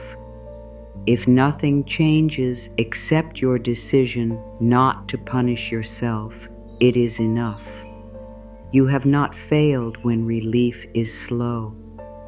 A guarded body may need time to believe that the night will remain quiet. A watchful mind may return to the entrance again and again. Let it look. Let it listen. Let it discover that no demand is approaching. You do not have to drag it back. You can tell it. You may come closer when you are ready. There is room for the watchful part inside the warmth too. It does not have to stand outside alone. It has worked hard to protect you. It may be weary from watching. It may not know another role. You can thank it without asking it to continue. You can say, the ground has been prepared. You can say, nothing more needs guarding right now. You can say, come lie down. The part that solved every problem can lie down. The part that anticipated every need can lie down. The part that feared being forgotten can lie down. The part that kept becoming useful can lie down. No role is needed in this hidden place, only presence, only warmth gathered close, only the simple life within you, no longer asked to justify its need for care. Now the sentence can return for the third time, quieter than before. I grow safely where tender grass gathers. Let it become less like a statement you must believe and more like a place where you can stay. You grow through what you receive as well as through what you endure. You grow when the body learns that care will return. You grow when you choose not to repeat the harshness that shaped you. You grow when you stop confusing pressure with love. You grow when you protect what is tender without calling it weak. This becoming does not need to be visible by morning. It does not need to produce an answer. It can continue beneath the surface, close to the earth, surrounded by what you have gathered. Your only work was to arrive. You have arrived. Your only need was for the ground to become kinder. It has become kinder. Your only invitation now is to stop testing whether you deserve it. The warmth does not ask for proof. It gathers around the breathing body because the breathing body is alive. That is reason enough. You are alive. You have crossed another day. You have reached the place where effort can end. Let the tender grass carry what your muscles no longer need to carry. Let the burrow keep the cold at a distance. Let the growing self remain unseen and unhurried. Nothing new must be decided here. Nothing old must be repaired here. You are not being asked to rise. The inner ground is ready. You may settle closer to it now. The body can begin to trust what the mind has heard. It does not need to understand every sentence. It does not need to agree with every truth. It only needs time without another demand. The burrow remains quiet. The tender grass is already beneath you. Nothing outside this hidden place needs to be followed now. No sound must be interpreted. No silence must be filled. No thought must be completed because it appeared. Your body has brought you through every hour of this day. It carried you while you were thinking of other people. It kept breathing while your attention was elsewhere. It adjusted to every chair, every step, every change in temperature, every sudden feeling, and every moment when you asked it to continue. It has been faithful without asking to be praised. Now you can thank it without making gratitude into another task. Begin with the place where your head meets what is beneath it. Your head has carried planning, remembering, imagining, and deciding. It has carried thoughts that helped you and thoughts that frightened you. It has worked through noise, interruption, uncertainty, and effort. Thank your head for coming this far. As the breath leaves, let its weight be carried. The skin across the top of your head does not need to stay alert. It does not need to prepare for touch, sound, or movement. Thank this quiet surface for protecting what is within. As the breath leaves, let it loosen. Your forehead has tried to solve many things. It has tightened around questions. It has drawn together when you searched for an answer. It has lifted when you tried to understand someone. Thank your forehead for all the concentration it offered. As the breath leaves, let the lines become less guarded. Nothing needs to be figured out here.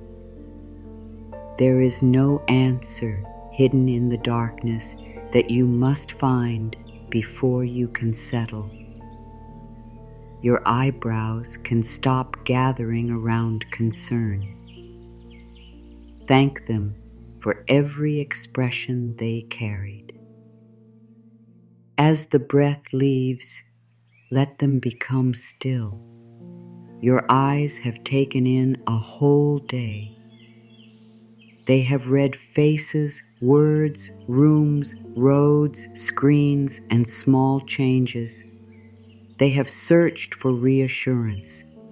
They have looked for what was needed. They have remained open even when they wanted darkness. Thank your eyes for everything they noticed. As the breath leaves, let them sink into their quiet place. They do not need to look inward either. No image has to be made clear. No memory has to be watched. The darkness can remain simple. Your eyelids can become heavier without being forced.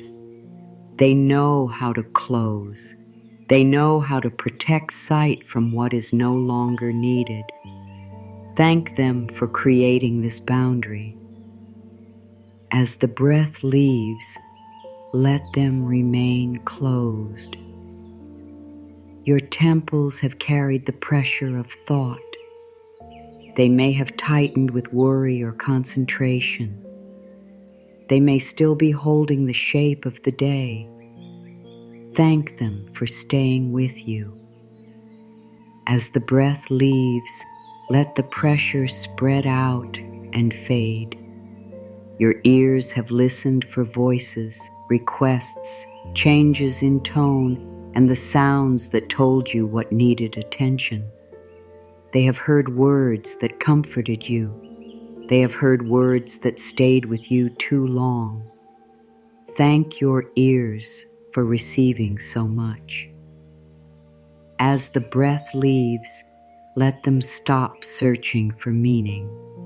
Sounds may still come and go. They do not need to enter deeply.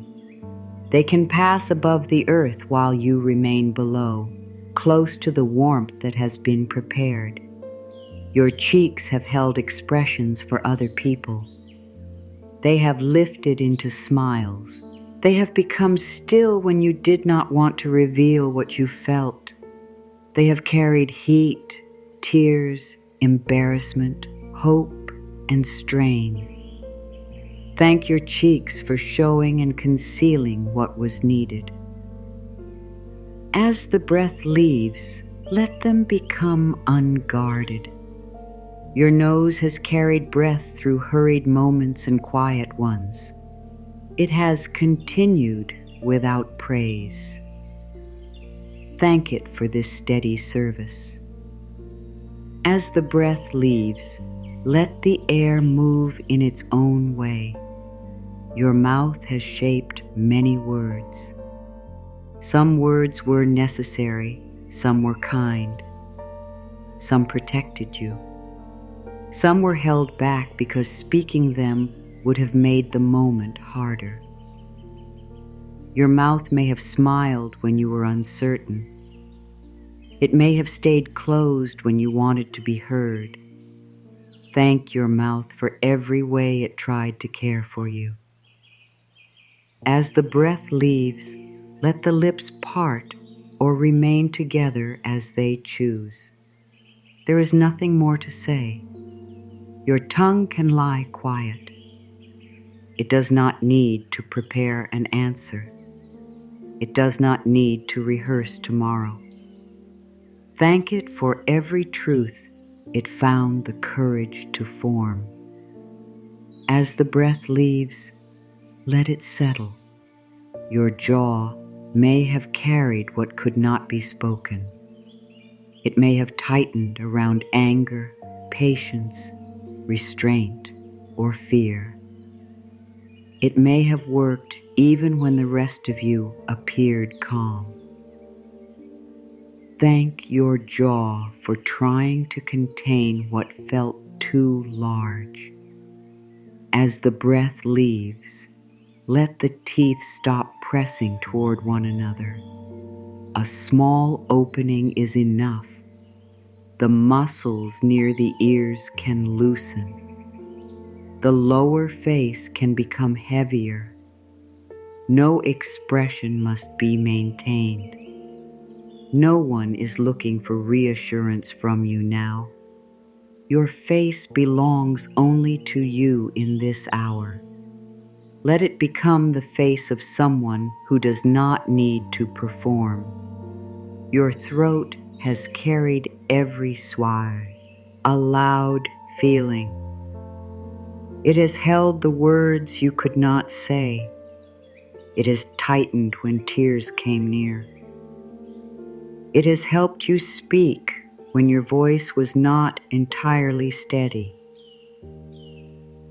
Thank your throat for every difficult passage. As the breath leaves, let the space within it widen. You do not have to push any feeling through.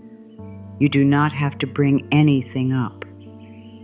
The throat can remain quiet without being blocked. It can become a clear, open place for breath. Your neck has turned toward every call. It has supported the weight of your head through long hours. It has stayed ready while your attention moved from one need to another. Thank your neck for its strength. As the breath leaves, let the muscles stop lifting what is already supported. The back of the neck can lengthen. The sides can become quieter.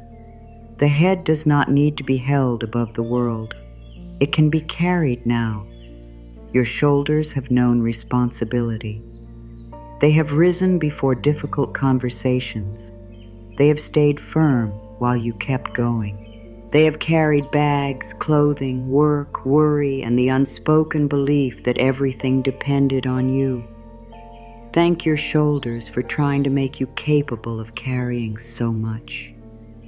As the breath leaves, let them move away from the ears. Let the right shoulder give back what does not belong to it. Let the left shoulder give back what does not belong to it. They do not have to lower dramatically. Even the smallest change is received. The burrow does not measure how deeply you settle. It only makes space for you. Your upper arms have reached, lifted, steadied, and embraced. They have helped you bring things closer and push danger away. Thank them for all the ways they served. As the breath leaves, let their weight sink. Your elbows have bent again and again without asking for attention. They have helped you work and care. Thank them for their quiet usefulness. As the breath leaves, let them become heavy. Your forearms have held objects, guided movements, and stayed tense while your hands worked. Thank them for their endurance. As the breath leaves, let the muscles soften toward stillness. Your wrists have adjusted to every movement of the hands. They may have stayed tight around tasks you were determined to finish. Thank them for their flexibility. As the breath leaves, let them become loose. Your hands have done so much. They have typed, carried, washed, prepared, cleaned, opened, closed, pointed, comforted, and protected. They have reached for people. They have let people go. They have held objects while the heart was somewhere else. They may still feel as though something is expected from them. Nothing is expected now. Thank your hands for completing their work. The breath leaves, let the palms open or remain turned toward the surface beneath them. Your fingers can stop remembering every task. The thumb can become still. The first finger no longer needs to direct. The middle finger can release its effort. The ring finger can lie quiet. The smallest finger can surrender its tiny share of tension. Thank every finger for the day it has completed. As the breath leaves, let the hands be empty. Empty does not mean forgotten. Empty means free from duty. Your hands do not need to gather the grass. Enough has already been brought in. The hidden place has been prepared. Your upper back has supported the face you showed the world. It has held you upright when you wanted to fold inward. It has carried the unseen strain behind your heart. Thank your upper back for its steady support. As the breath leaves, let it widen against what carries you. Your shoulder blades can stop pulling toward readiness. They can lie flatter. They can be received by the warmth beneath them. Your chest has protected the heart and lungs through every feeling. It has expanded with hope. It has tightened with fear. It has held sudden grief and unexpected joy. Thank your chest for making room for so much life. As the breath leaves, let it fall without effort. You do not need a larger breath. You do not need a slower breath. The next one can arrive as it does. Your heart has continued through every moment. It has kept its rhythm while you loved, worried, waited, and wondered. It has carried attachment, loss, courage, and longing. Thank your heart for continuing without needing certainty. As the breath leaves, let the space around it become less defended. Nothing is being asked of your love. No one needs to be saved from here. No relationship must be repaired in this hour. No absence must be filled. Your heart can remain exactly as it is. The burrow does not ask the heart to become smaller. It only protects it from the cold. Your ribs have moved around each breath. They have guarded what is tender within. Thank them for their quiet protection. As the breath leaves, let the spaces between them become easier. Your lungs have received the world and returned it. They have breathed through strain, laughter, tears, silence, and effort. Thank them for every exchange. As the breath leaves, let them empty without hurry.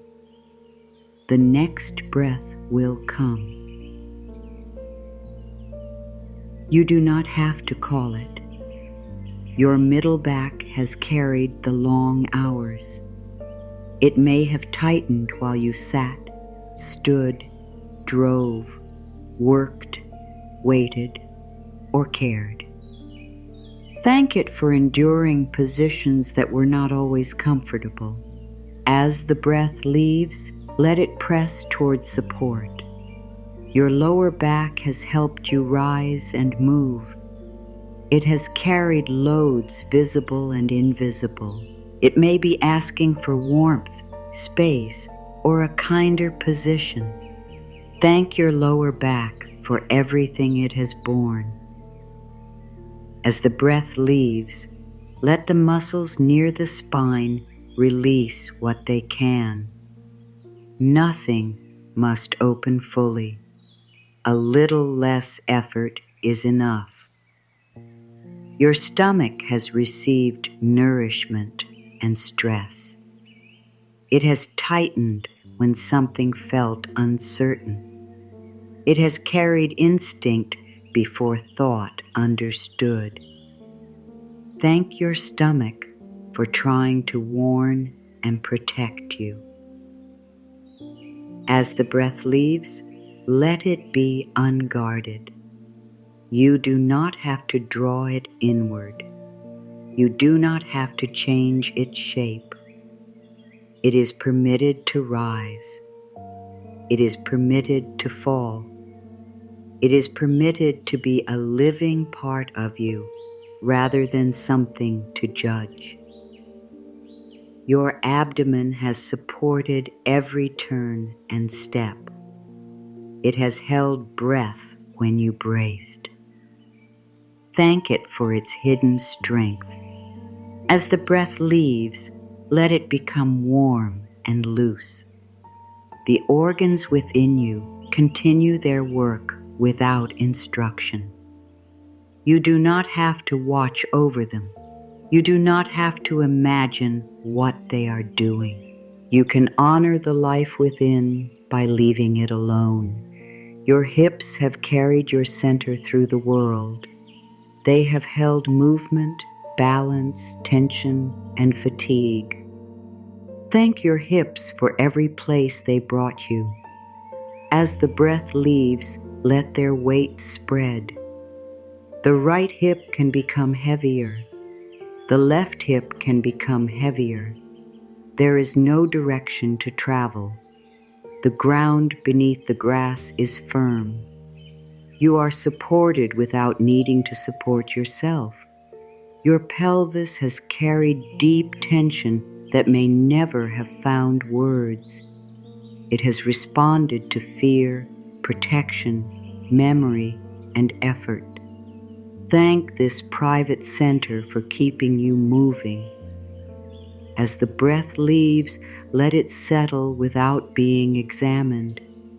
Nothing needs to be opened. Nothing needs to be understood. Only less effort. Your seat has carried you through long periods of waiting and working. Thank it for bearing your weight.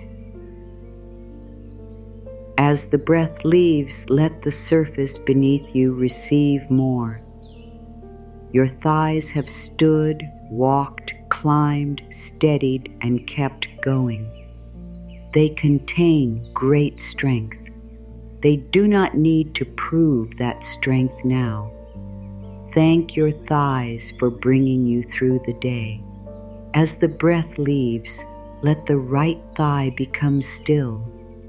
Let the left thigh become still.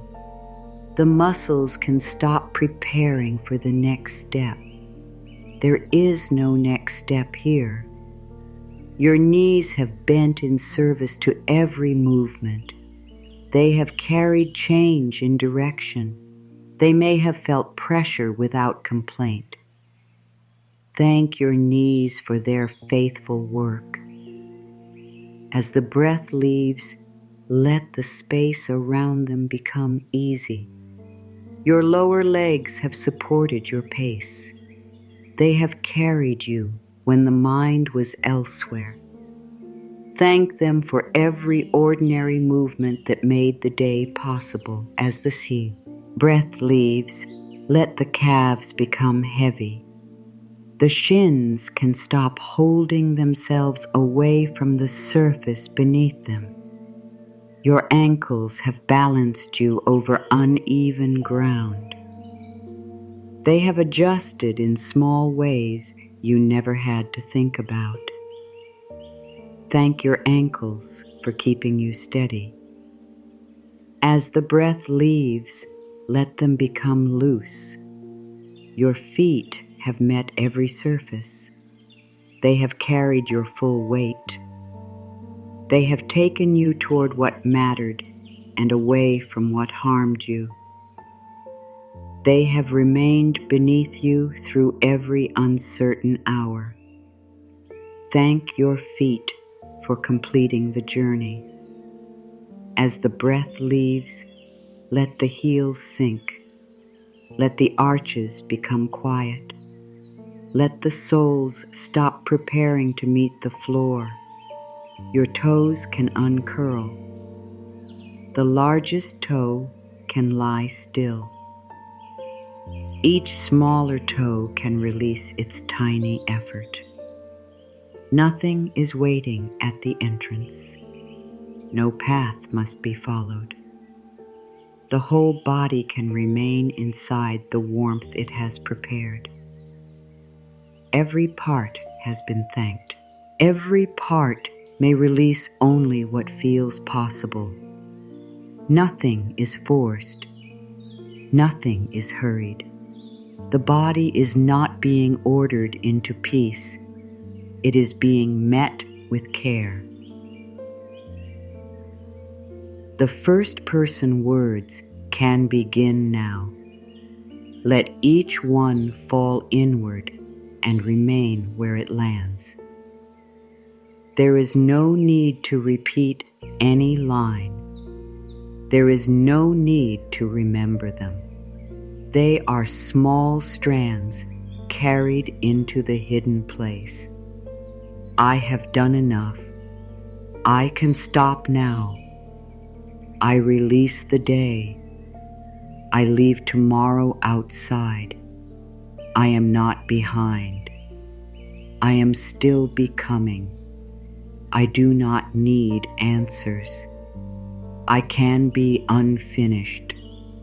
I welcome quiet. I choose less pressure. I trust this stillness. I honor my limits. I loosen my grip. I set down blame. I release old urgency. I receive this warmth. I am safe enough.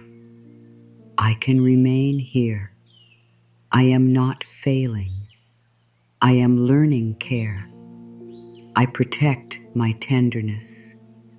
I choose a kinder voice. I let effort end. I release what is extra. I do not need proof. I am worthy while still. I give my body time. I let darkness help. I can stop watching. I can stop preparing. I release every role. I am more than useful. I am more than strong. I belong to myself. I return inward. I receive support. I am carried. I am sheltered. I am warm. I am quiet. I am safe. I let go. I soften. I settle. I receive. I remain. The words can disappear now. They have done what they came to do. The body does not need another sentence. It knows the ground beneath it is kinder. It knows the hands are empty. It knows the feet are still. It knows no one is waiting for a reply. The breath comes. The breath leaves. The burrow stays warm. The living center remains protected. You do not have to follow the moment when waking gives way to sleep. You do not have to recognize it. The mind may drift through unfinished pieces. Let them pass without arranging them. The body may adjust once more. Let it find its place. The tender grass gathers close. The earth remains quiet.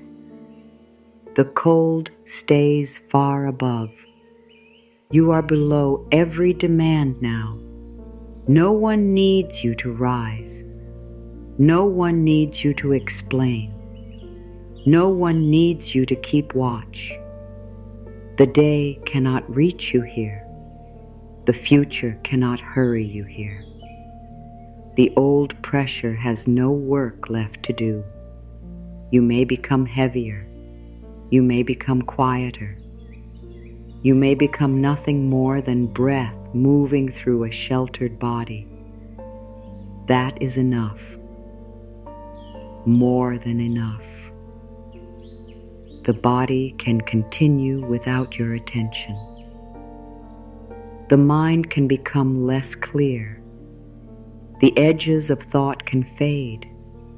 The inner place can hold you while awareness loosens. Nothing is being lost. You are not disappearing. You are entering the quiet your whole being has asked for. The warmth remains. The grass remains. The hidden place remains.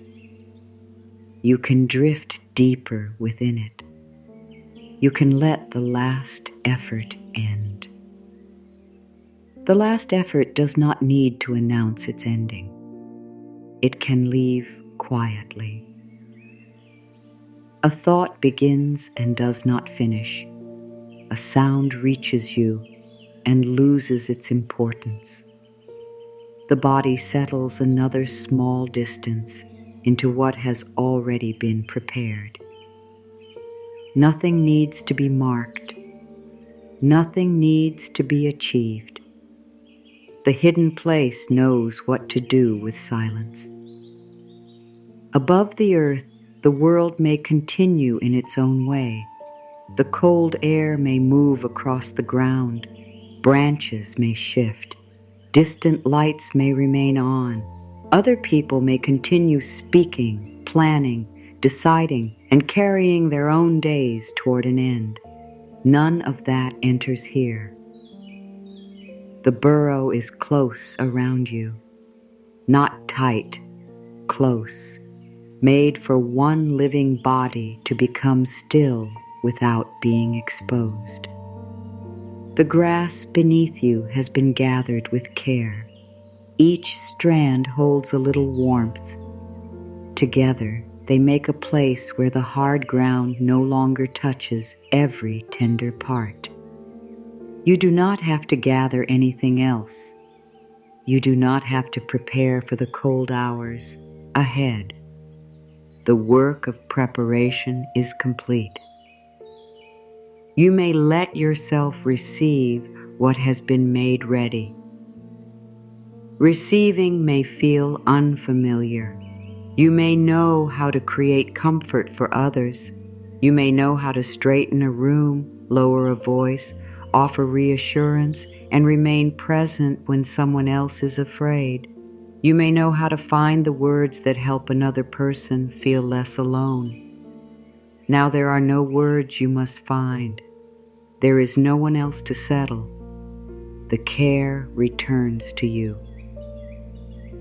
It reaches the places that have been responsible for too long. It reaches the part that learned to stay prepared. It reaches the part that believes love is measured by how much discomfort it can absorb. That part may not know what to do with warmth. It may wait for a condition. It may ask what must be completed first. It may search for the hidden cost. There is no hidden cost. The grass does not ask the rabbit to deserve it. The earth does not question whether the small body worked hard enough. The shelter does not withdraw because a task remains unfinished above the ground. Warmth is present because warmth is needed. You may let that truth remain near you. Care does not have to arrive after collapse. Kindness does not have to be delayed until every duty is complete. You do not have to be emptied before you are protected. You have reached the end of what this day can ask. Let the remaining thoughts become less important. A thought about tomorrow may appear. It can appear without becoming a plan. A memory may rise. It can rise without becoming a trial. A worry may return. It can return without being given the whole room. The burrow has room for a worried thought. It does not have to throw the thought outside. It only keeps the thought from becoming the ground beneath you. The ground beneath you is tenderness. The thought is only passing through. You may have spent many nights trying to remove every worry before closing your eyes. You may have believed that peace could begin only after the mind became empty. The mind does not need to become empty. It only needs to stop being obeyed. Thoughts can move while you remain still. Questions can remain while you are cared for. Uncertainty can exist outside the warm center. You are not required to solve your way into sleep. You can be carried toward it. The body has already begun. The face is no longer presenting itself to anyone. The hands are no longer reaching. The feet are no longer preparing to move. The chest rises because life continues. The chest falls because nothing needs to be held there forever. You may sense the smallest remaining tensions. Do not chase them. Do not make them wrong. A body can settle while one place remains guarded. A person can receive comfort while one part remains uncertain. You do not need total surrender.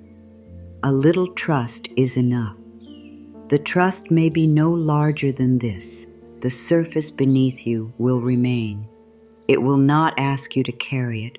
The room will remain quiet enough. The dark will continue.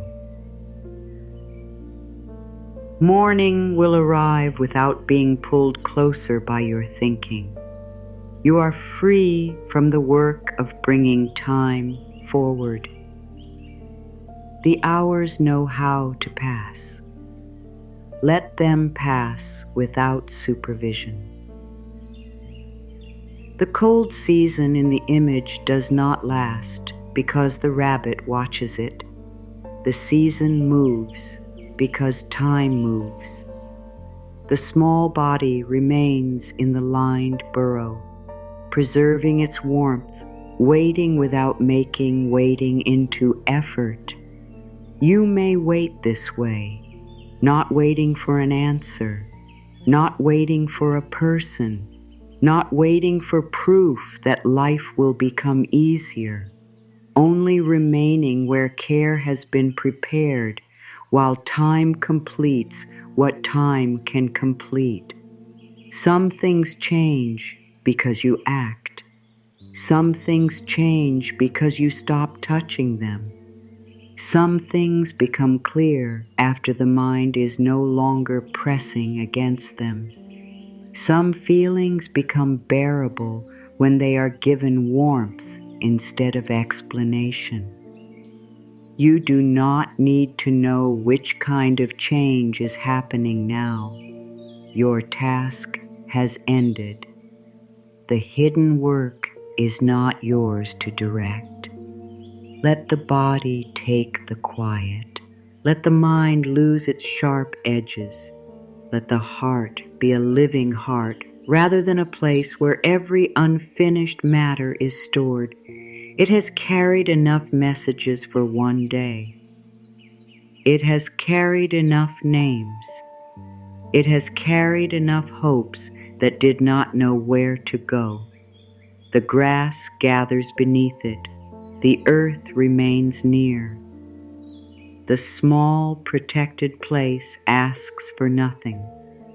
There may be sadness in you that has not yet been heard. It does not need to speak now. There may be anger that has been made quiet for the sake of peace. It does not need to prove itself now. There may be loneliness that became ordinary because you were busy. It does not need to disappear now. All of these can lie down beside you without becoming the whole of you. The burro does not sort one feeling from another. It receives the living body with everything it carries. You are received in the same way, not in pieces, not only the easy parts, not only the grateful parts, not only the parts that know how to be hopeful. The confused part is here. The disappointed part is here. The part that still wants an apology is here. The part that wishes it had chosen differently is here. The part that cannot imagine beginning again is here. No part is being sent back into the cold. They can gather close. They can stop arguing over which one deserves care. There is enough warmth for the whole inner life. You do not need to choose one feeling to be true. You can love someone and need distance. You can forgive and still protect yourself.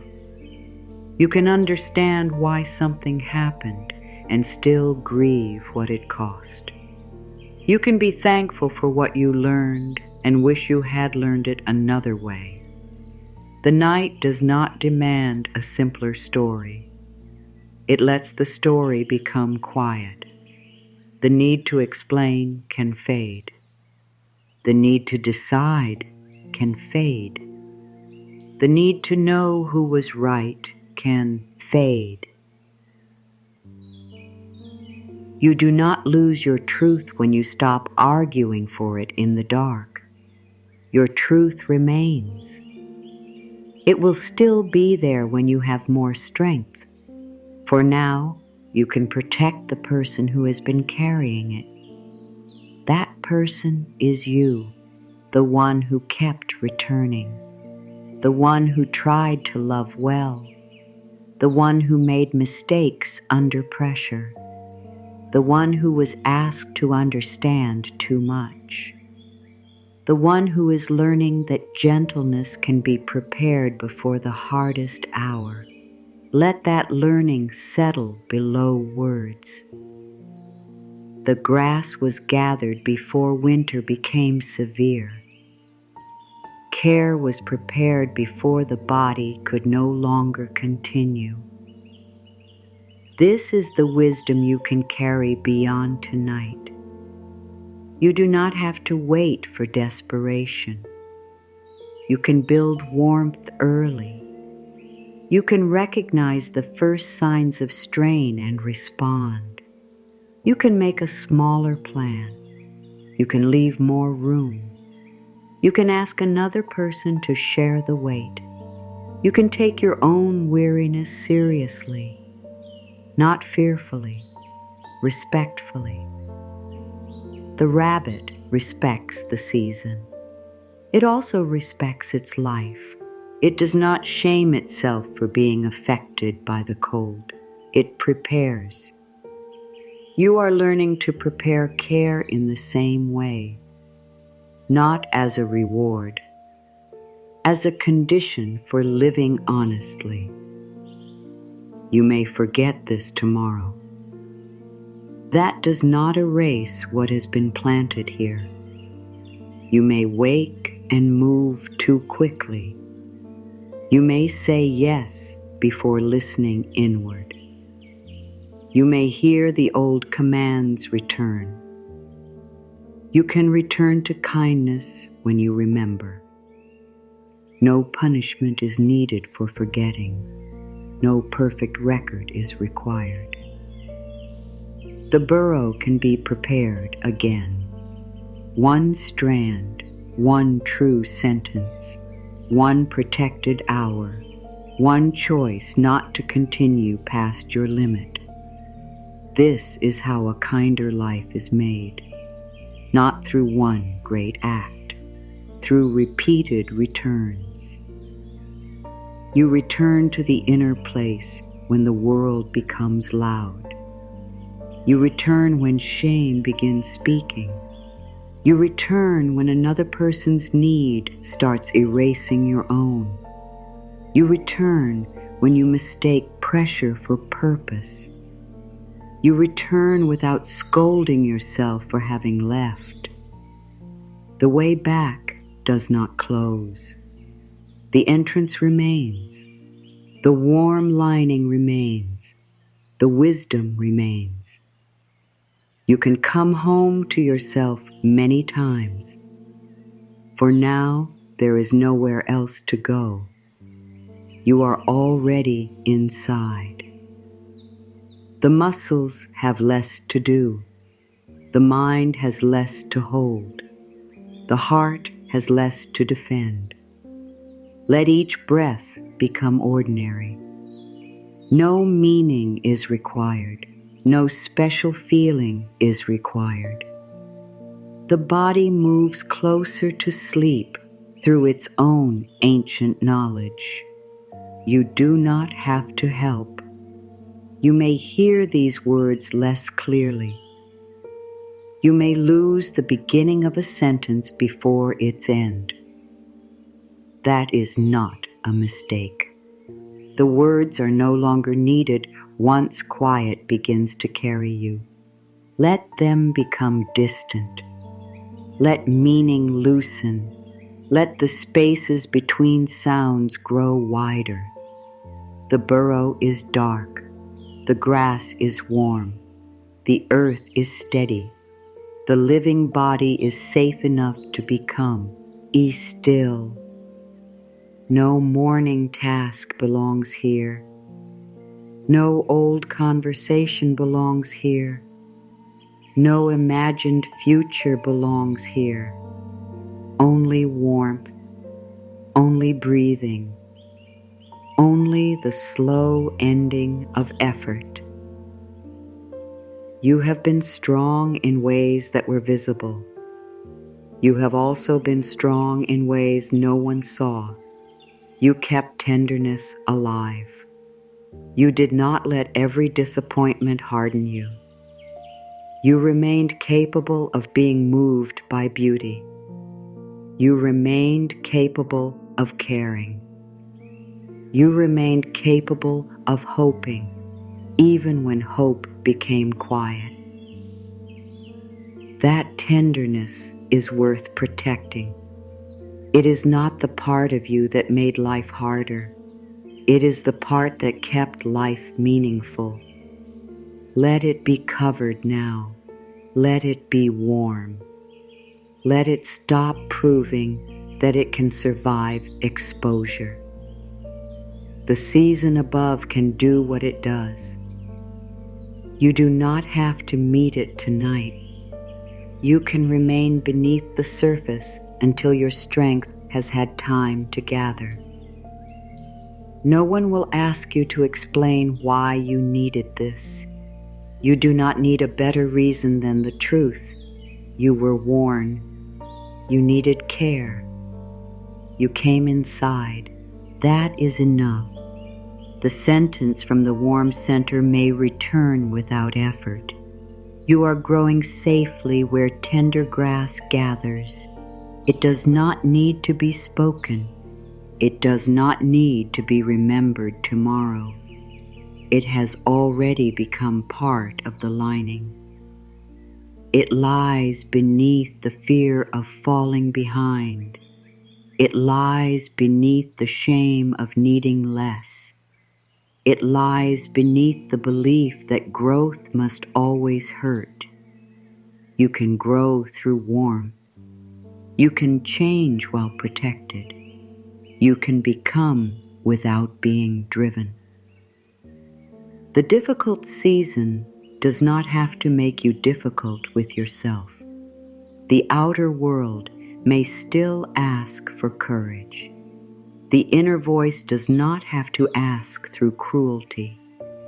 You can meet what comes from a place that has known care, not now, later, after darkness has passed, after the body has received these hours, after your thoughts have loosened their hold. There is time. There is more life beyond this day. You do not need to live it all tonight. Let tomorrow remain unopened. Let it keep its own questions. Let morning bring its own light. You can meet it when it arrives. For now, become smaller inside the warmth, not less important, less exposed, less responsible for everything. Let the shoulders become quiet. Let the hands forget their work. Let the mouth forget its answers. Let the eyes forget what they were watching. Let the whole body remember that it belongs to the earth as much as it belongs to duty. You are a living creature before you are a role. You need shelter. You need warmth. You need intervals when nothing is expected.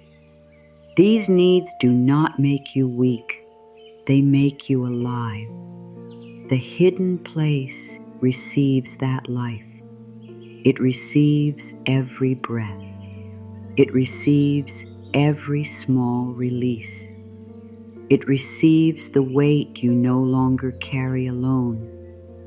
You may drift now. No direction, no destination. Only farther from effort. The mind becomes quieter at its edges. The body becomes heavier at its center. The hours continue. The grass remains close. You are not forgotten beneath the surface. You are protected there. You are not missing from the world. You are being restored to yourself. The day has ended. The account is closed. The questions are outside. The warmth is here. Nothing more needs to enter. Nothing more needs to leave. The breath is enough. The darkness is enough. Your life is enough. Let awareness thin. Let thought become scattered. Let the last inner voice grow faint. There is no need to listen closely now. The message has already reached the place that needed it. You were never meant to grow only through hardship. You were also meant to be protected while becoming. That protection is around you now. Close, quiet, warm. The burrow holds, the grass holds, the earth holds. You do not have to hold yourself. The deepest quiet may come in waves. For a while, the mind may seem far away. Then a thought may return with sudden brightness. This does not mean you have lost the way. It only means the watchful part is checking once more whether the shelter is real. Let it check. The entrance is still protected. The lining has not vanished. The earth has not withdrawn its support. Each time the mind returns, it can find the same answer without words. Nothing new is required. This consistency matters more than immediate calm. A guarded part learns through what remains true. It learns because the warmth is still there after doubt. It learns because kindness does not become impatient. It learns because the quiet place does not close when you fail to settle quickly. You do not have to be easy to comfort. You do not have to receive care gracefully. You can arrive with questions, tension, and disbelief. You can arrive after another day of ignoring yourself. You can arrive after promising that you would not carry so much and then carrying it anyway. The burrow does not keep a record of how many times you stayed outside too long. It receives you when you return. Let this become part of the life you are building, not the demand to remain calm, but the certainty that you can come back after losing your center. Not the promise that you will never overextend, but the knowledge that overextension does not cancel your right to care. There will be days when you recognize the cold early. There will be days when you do not. There will be days when you gather warmth before strain becomes heavy. There will be days when you remember only after your whole being has become weary. Both kinds of days belong to learning. You are not measured only by how well you protect yourself. You are also revealed by how kindly you respond when you realize protection came late. That response can change everything. Instead of asking, "Why did I do this again?" you can ask, "What would make the ground kinder now?" Instead of demanding a complete recovery, you can bring one useful strand, less noise, a simpler morning, a request for help, a meal, a closed conversation, a truth admitted privately. The answer does not have to be impressive. It only needs to serve the living body. This is how self-trust returns. Not because you always make the perfect choice, but because you stop leaving yourself alone with the consequence of an imperfect one. You stay. You bring warmth. You repair what can be repaired without turning repair into punishment. The part of you that fears the future may soften when it knows this. It may not need certainty about every road ahead. It may need confidence that wherever you find yourself, you will not become your own enemy. You can offer that confidence now. You may not know what the next season will ask. You may not know which relationships will remain, which plans will change, or which inner truths will become impossible to ignore. But you can carry one promise beneath all of it. When the ground becomes hard, you will look for what makes it kinder. You will not call suffering proof of worth. You will not praise yourself only for endurance. You will remember that preparing gentleness is a form of wisdom. This promise does not need to be perfect to be real. It can begin as intention. It can become action later. For now, it can lie inside the burrow with you, covered by the same warmth. The future does not need anything else tonight. It has received enough from you in advance. Let it remain beyond the entrance. Let this hour belong to the body that is here. Let the body receive what all its effort was trying to protect, a life with enough tenderness to remain alive inside. There is another kindness hidden in this shelter. Nothing here requires you to become smaller in order to fit. You do not have to reduce your feelings. You do not have to make your history less important. You do not have to become quieter inside so that care can remain comfortable. The burrow is shaped around the living body. The body is not reshaped to suit the burrow. Let that truth move toward every place where you learn to adjust yourself for love. You may have become less expressive because someone called your feelings too much. You may have hidden your needs because another person responded with distance. You may have learned to offer understanding before asking to be understood. You may have mistaken being easy to live with for being safe to love.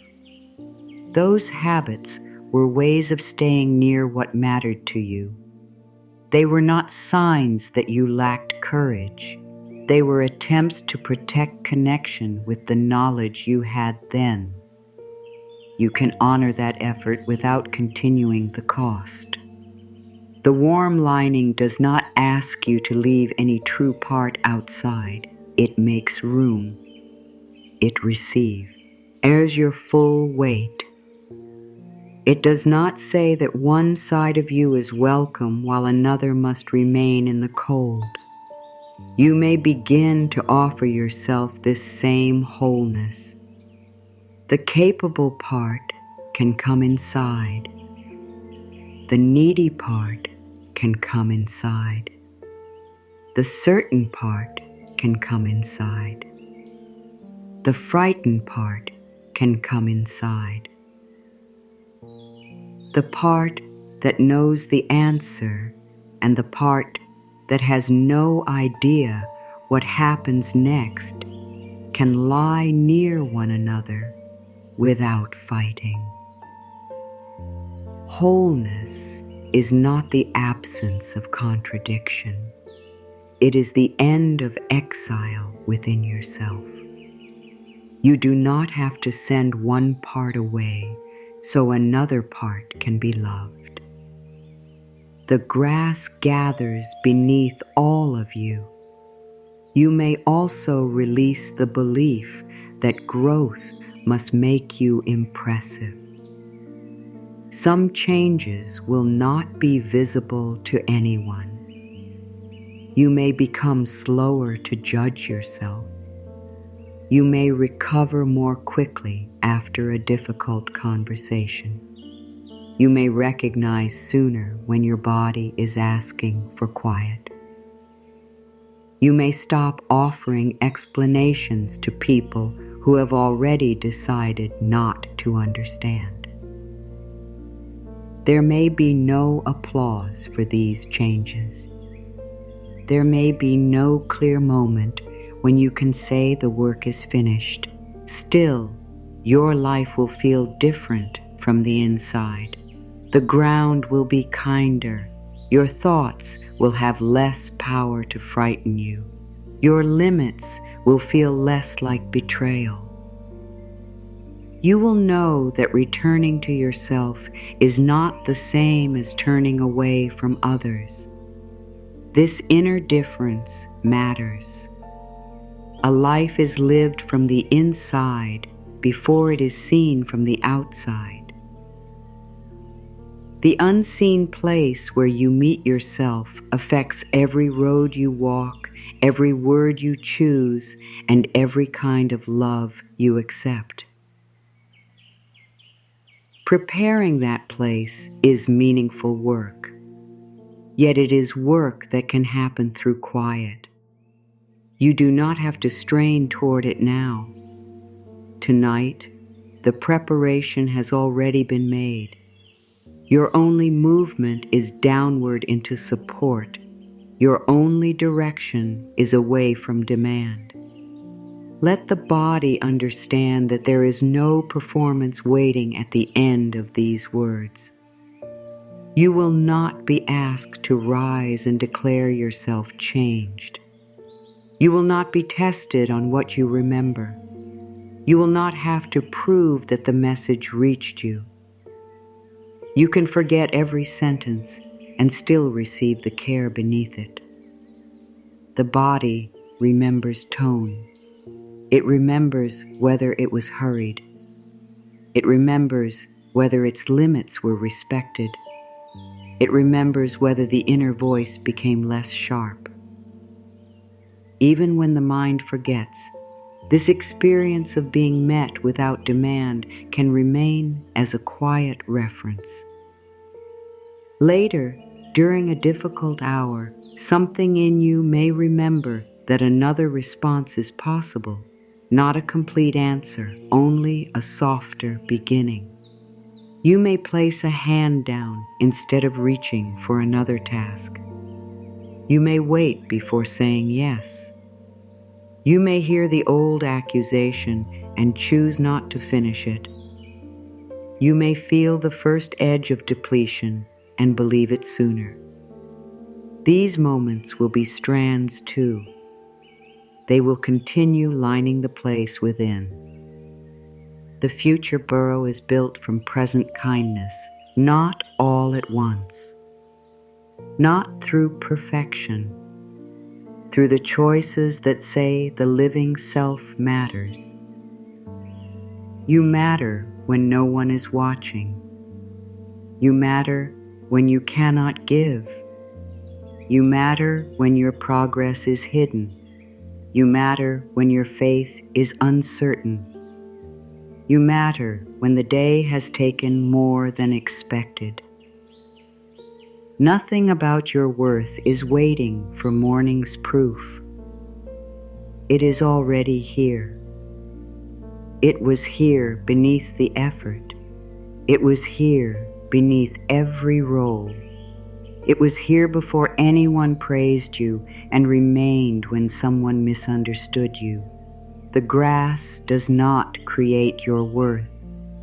It helps you feel the warmth that worth has always deserved.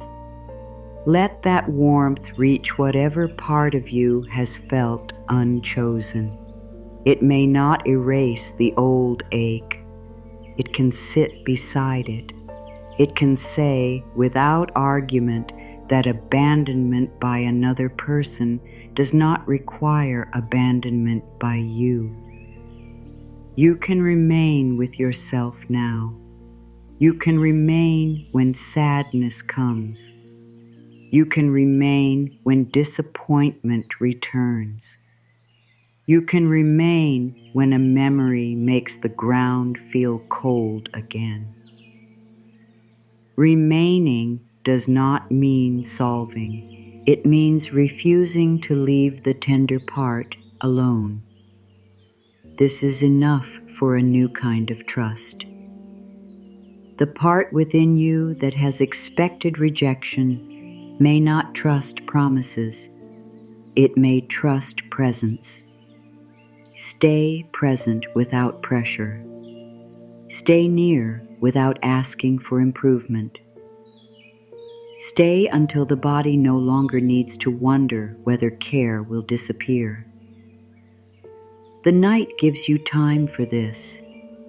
No clock needs to be watched. No milestone needs to be reached. The dark does not compare one person's settling with another's. Your way down can be your own. It can be uneven. It can include thoughts. It can include wakefulness. It can include moments when you feel nothing at all. Nothing is wrong with a quiet that does not feel beautiful. The burrow is useful even when the rabbit does not admire it. Warmth serves life without needing to become an experience worth describing. Let this hour be useful in that simple way. Let it protect. Let it reduce demand. Let it keep the tender center from lying against hard ground. That is enough work for the night. You do not have to feel grateful. You do not have to feel transformed. You do not have to feel anything beyond what is honestly here. The shelter still holds. The grass still gathers close. Your body is still worthy of being carried, and the hours are still moving toward morning without your help. The vow can settle where all the other words have ended. I rest where tenderness prepares the ground. Nothing follows that promise except quiet. No more effort, no more watching, no more carrying. The night remains around you. The body knows the way down. The mind can release its place at the entrance. The heart can lie close to warmth. You are safe enough for this hour. You are cared for in this hidden place. You are free to disappear from duty without disappearing. From love. The living center remains. Warm, sheltered, unhurried. Let the final thought pass. Let the final muscle release. Let the final distance close between you and sleep. Rest now. Morning will be kind. The warm earth keeps your quiet until dawn.